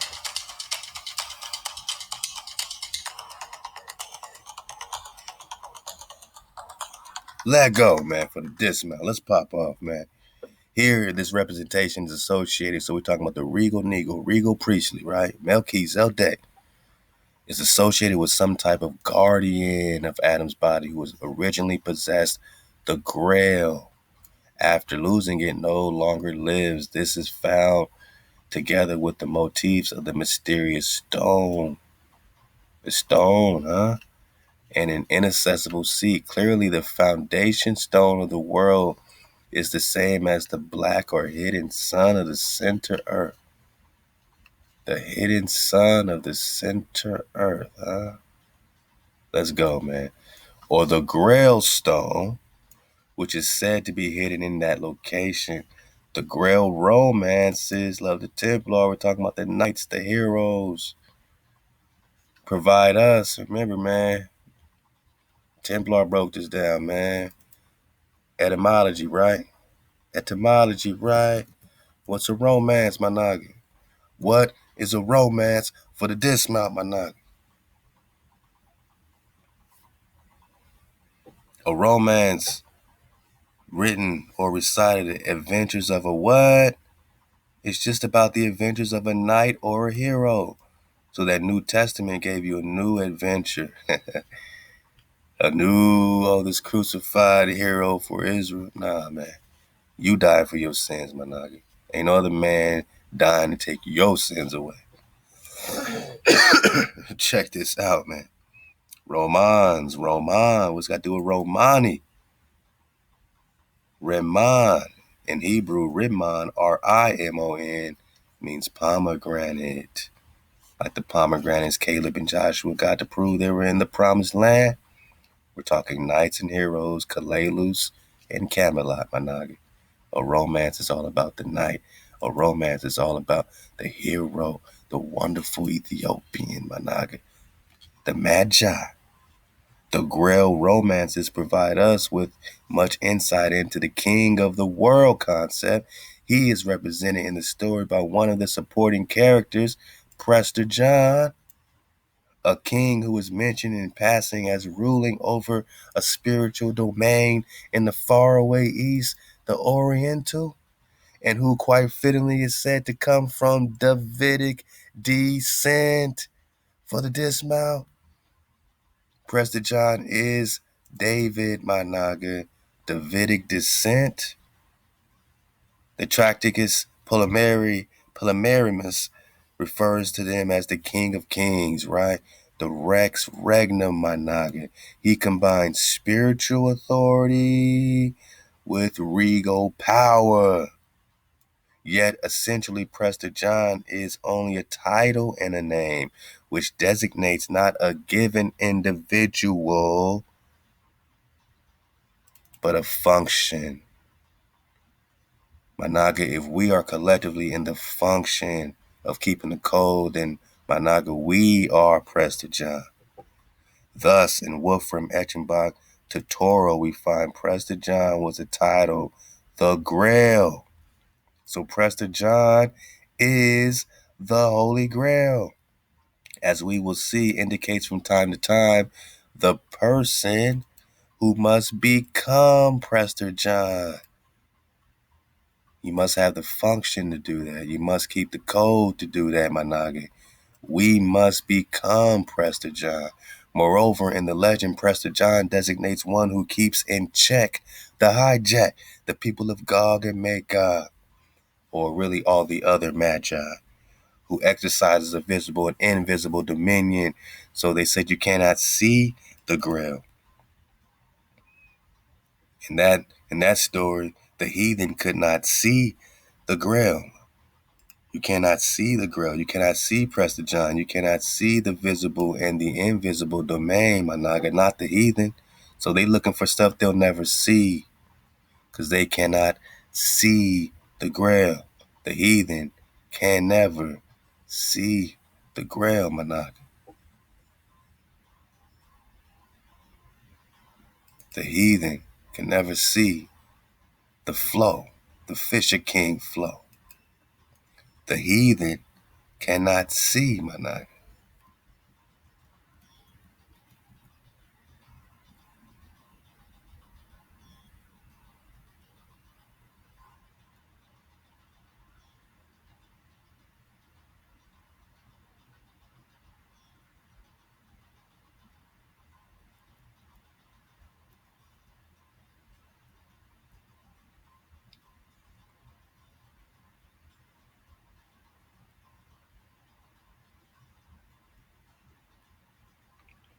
Looking for that part where it's talking about the heathen.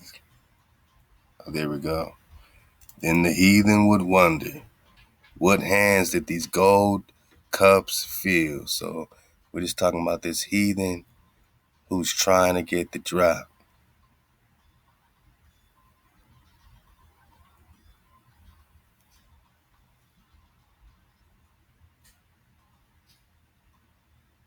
Oh, as a heathen, Fury Fierce is not able to see the grail. As a heathen, he cannot see the grail, Managi. Come on, man. Put it together. Who exercises the visible and invisible dominion. We're talking the grail or Prester John's land. You can't see it if you're not in the code, if you're not in the frequency. It's visible and invisible. Come on, the dignity of a sacred king is often accompanied by biblical reminiscences by presenting Prester John as the son or nephew of King David. Well, we know that we got David's on down the line. We got a whole line of Davidic princes and Davidic khans and Davidic exilarchs, Managa, Anan ben David, Kiliab, Daniel. All these are sons of Prester John, Raja Hiraja, David Soslan, Bragantini, Kingdom of Georgia, Babylon, exilarchs during the Babylon-Persian captivity. And who's the Persians going to war with? The Kofar-al-Turak is mopping up, smurdering the Persians. Going to war with who's rocking with these Kofars. So we got Prester John is either being presented, Prester John is being presented as the son or nephew of King David, or sometimes as King David himself. Body bag for the illusion. I don't have to say Prester John is King David. You're hearing it and seeing it in every avenue we take, that the David flow is always beside the Prester flow. And so is the Moshe flow, Managa. So how does it go?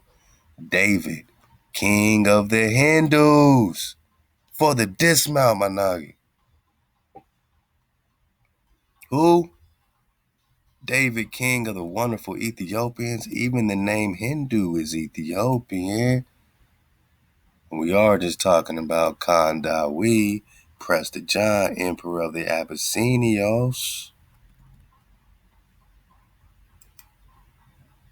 Come on, Managa. King David himself is Prester John, the function, the grail, unseen by the heathen.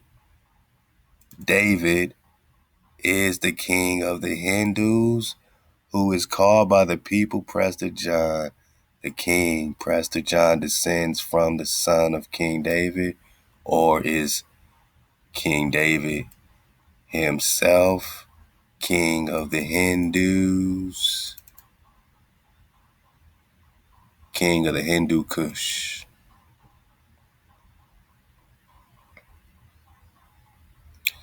Last time that I checked, last time that we checked, when we was talking Kinites, man, and Rechabites, when we start talking about the book of Jasher, and the Kenites, Moses is the king of Kush. Moses the king of Kush, and David is the king of Hindu Kush, and the king and the Hindu Kush are the what? The Kafirs. The Kafirs are the who?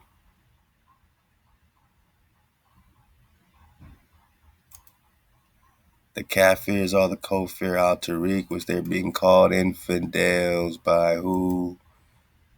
Oh, the other tribes that we're warring against are calling us the Kafirs. Yeah, man. And it all comes right back to Prester John, man. Lost tribes and promised lands, where it all began. Lost tribes and nomadic people called the Kofar-al-Turak, the Kafir, right? The Dajjal, the Anti, they're anointed. The Kofar-al-Turak evidently were not hijacks, were not Christians, but purported relationship with some of the lost tribes resembles that of Prester John and could have had something to do with the making of the Prester of the Prester's legend. But the most probable Hebrew source for the Prester John letter that we know of is the narrative of a curious figure of Jewish history, Eldad the Danite, making his appearance toward the end of the 9th century. So Eldad traveled through Mesopotamia, northern Spain, Africa, Spain, sojourning with the Hebrews in these places, telling them of the astounding story of their rabbis, scholars took quite seriously, and he was a member of the tribe of Dan, which was now living with 3 of the other tribes beyond the rivers of Ethiopia. Or we're just talking to Sam Benyan. Dan had left the kingdom of Israel long before the conquest of the Assyrians, man.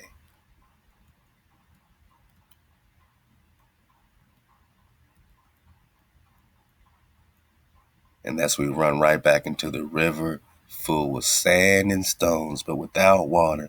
The stones make a great noise like the waves of the sea and stormy wind, so that in the night the noise is heard at a distance of half a day's journey, and the river of stone and sand rolls during the 6 working days, rest on the Shabbat, Managa, as soon as the Sabbath begins. Fire surrounds the river. Flames remain until the next evening when the Sabbath ends. Thus, no human being can reach the river for a distance of half a mile on either side, and the fire consumes all that grows there. This river, called the San Benyan, is clearly an ancestor of the river of the stones in the Prester John letter. And we've been asking you the whole time. One more time. Did a black man discover the fountain of youth, the king of Kush? Yeah, man. I mean, if Prester John is the king of the Hindus and Moses is the king of Hindu Kush, right?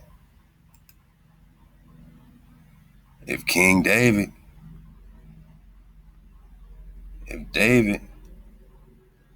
is the king of the Hindus